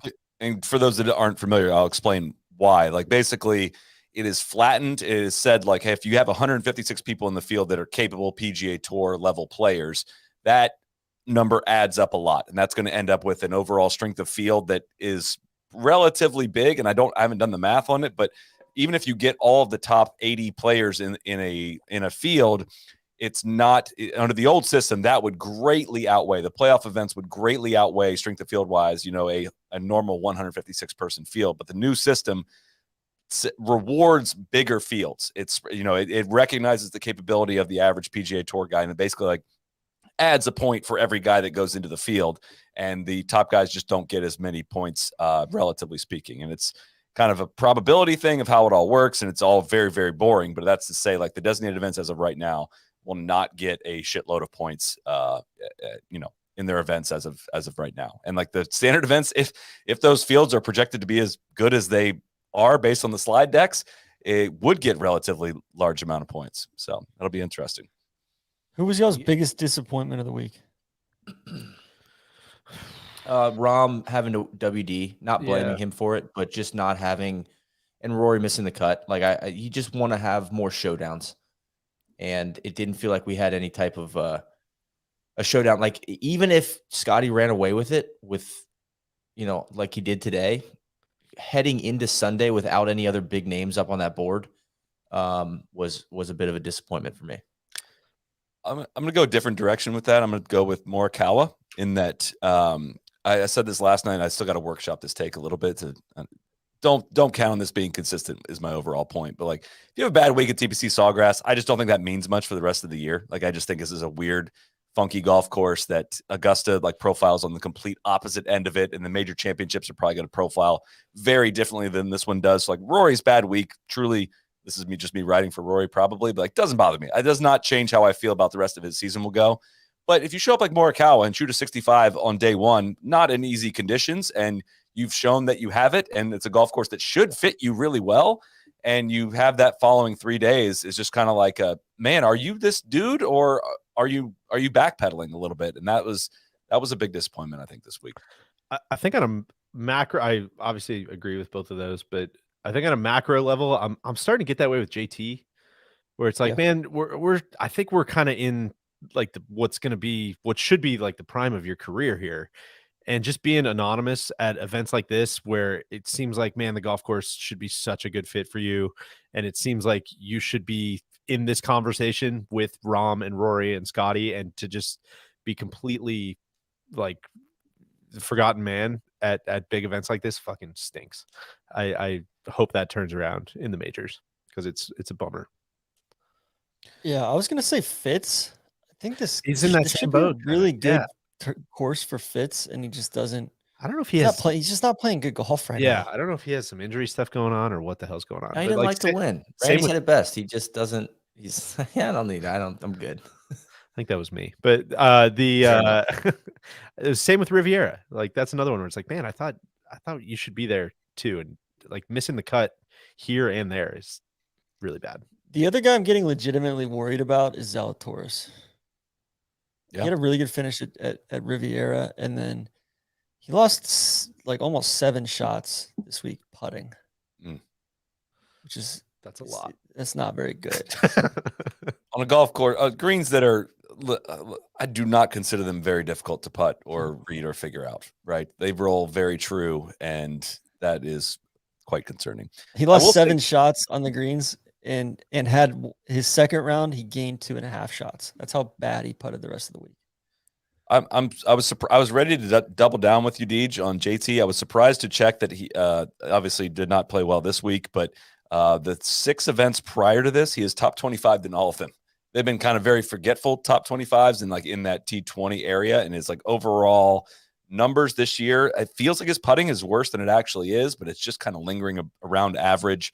And he's not striking the ball quite as well. It's just a little dip.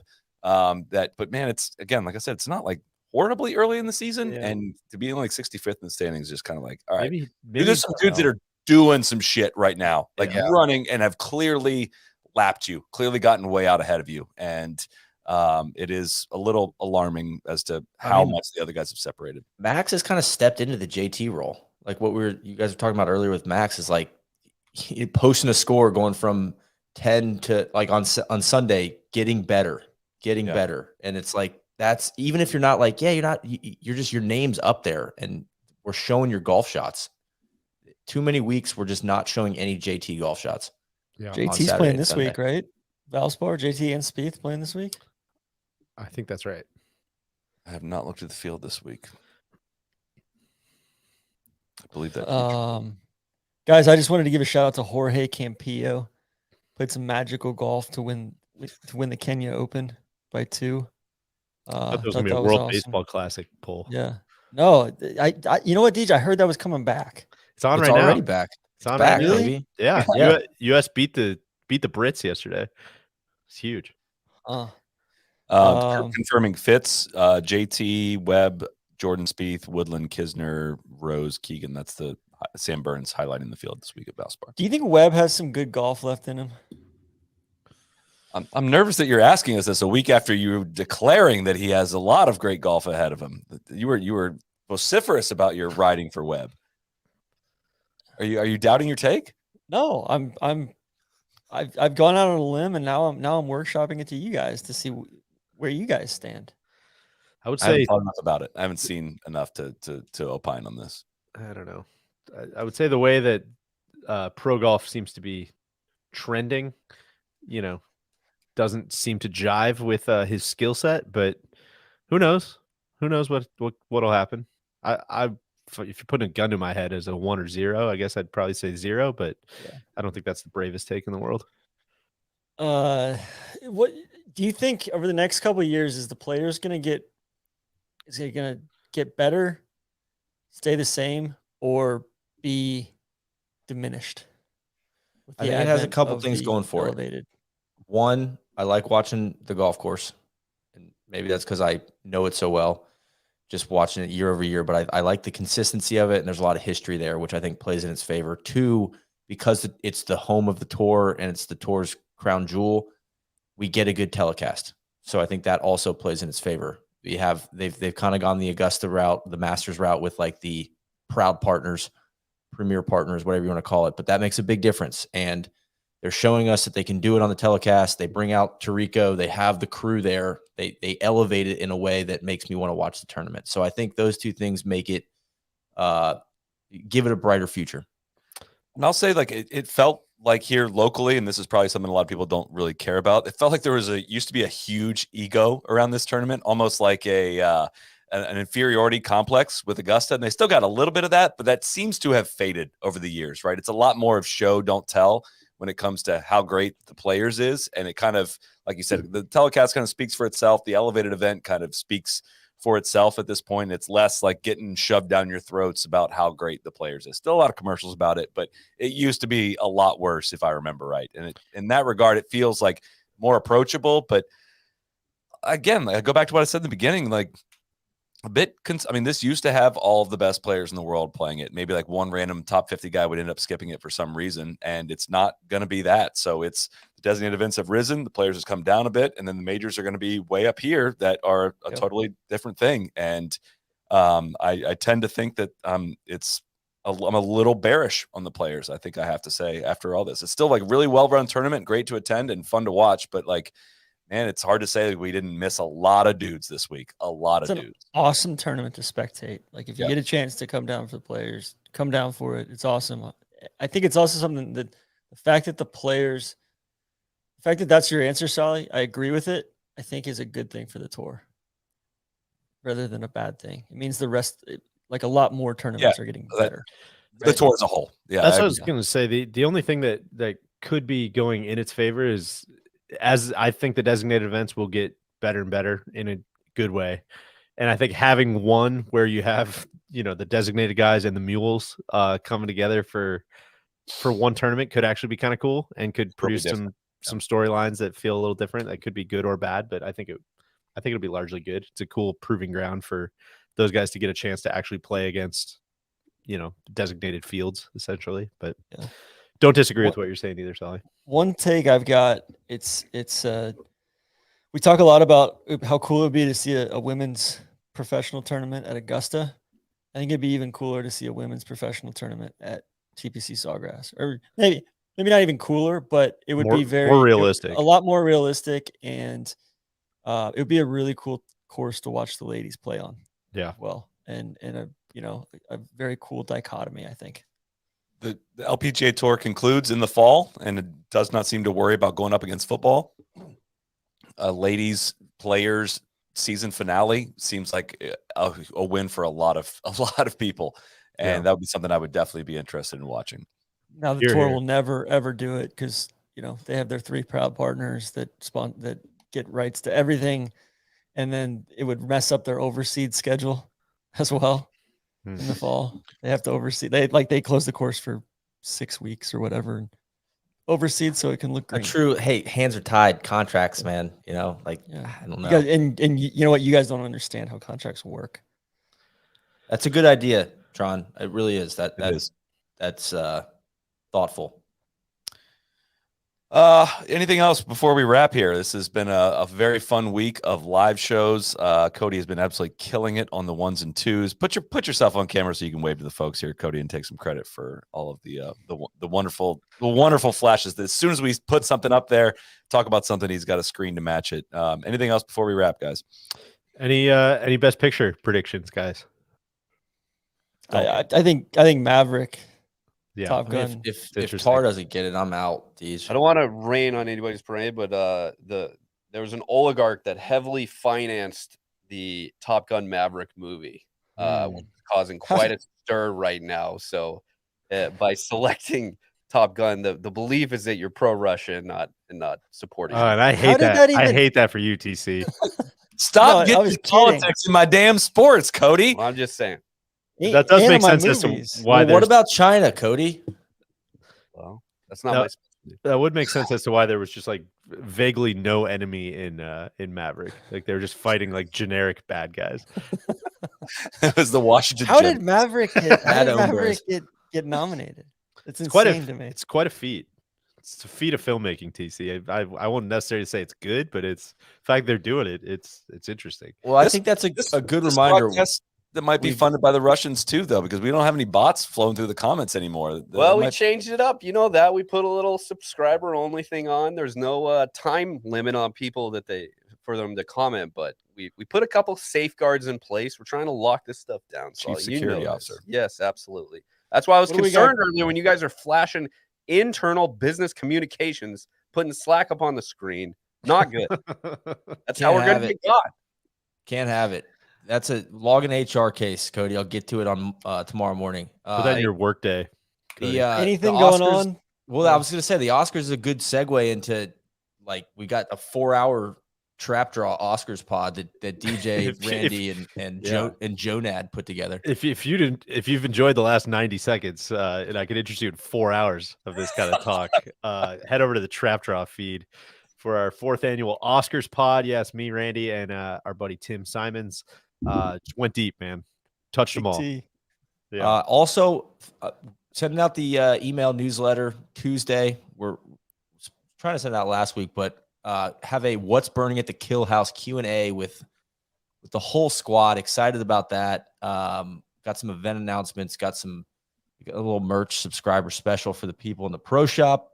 Pro Shop's heating up. TC and I with Casey hard at work there. And then TC, what do we have on the trap draw? The rest of the I think Seth Davis is hopping on with Randy to do some college basketball. I'm headed out of town this week, and we're gonna be chopping it up like crazy in April. So we're trying to get some topic stuff. DJ and our Marquette Golden Eagles won the Big East last night. I want to congratulate you on that, and also with you, people of Milwaukee there, and then. Yeah, otherwise, just kind of a normal week, just kind of getting our heads above water, right? I think I can't remember if it's this week or next week, but I think we got another LPGA focused pod as they come out of their the spring Asian swing and coming back to start their U.S. schedule. That is scheduled for this Thursday. You are exactly right. So those have been. I'll say this: I forgot to hit the call to action. Newsletter.nolayingup.com. If you want to subscribe to the newsletter, come on. I got to be better. Come on, Neil. Get it together. How about Fincham making an appearance today in the post round? How about you see that? How about that, man? How about Fincham? Fincham's old. That's wild. That's wild. All right. I am going to thank all of you. TC, thank you so much for that bit and a ton of contribution to the live shows this week. DJ, thank you for popping on as well. Neil, you guys had a lot of travel this week. We greatly appreciate the audience, greatly appreciates it. Cody, absolutely killing it, making the trip down here for our hometown event here in Jacksonville. It was a very fun week. And we appreciate everyone feedback, comments, and whatnot on the live shows. We appreciate High Noon for sponsoring them and bringing them to us. KVV is watching as well here. We want to bring him in for a quick thank you for making the trip as well. This was a very, very, very fun week, and I hope we can make it even bigger next year. So thank you, everyone, for tuning in. We will see you back here. We will not be live next week, but we'll be live for the match play recap. We will have weekly live shows, of course, during the Masters as well. So, I don't want to surprise the people, but Neil and I are going to go to Austin. So if you're looking for some guys to give some free drinks to, you can come find us. love You guys that. need to get on a boat. It's the last ever iteration at Austin Country Club. We'll effort that. That is sad to see. So thank you, everyone, again. We will see you back here next week. Cheers.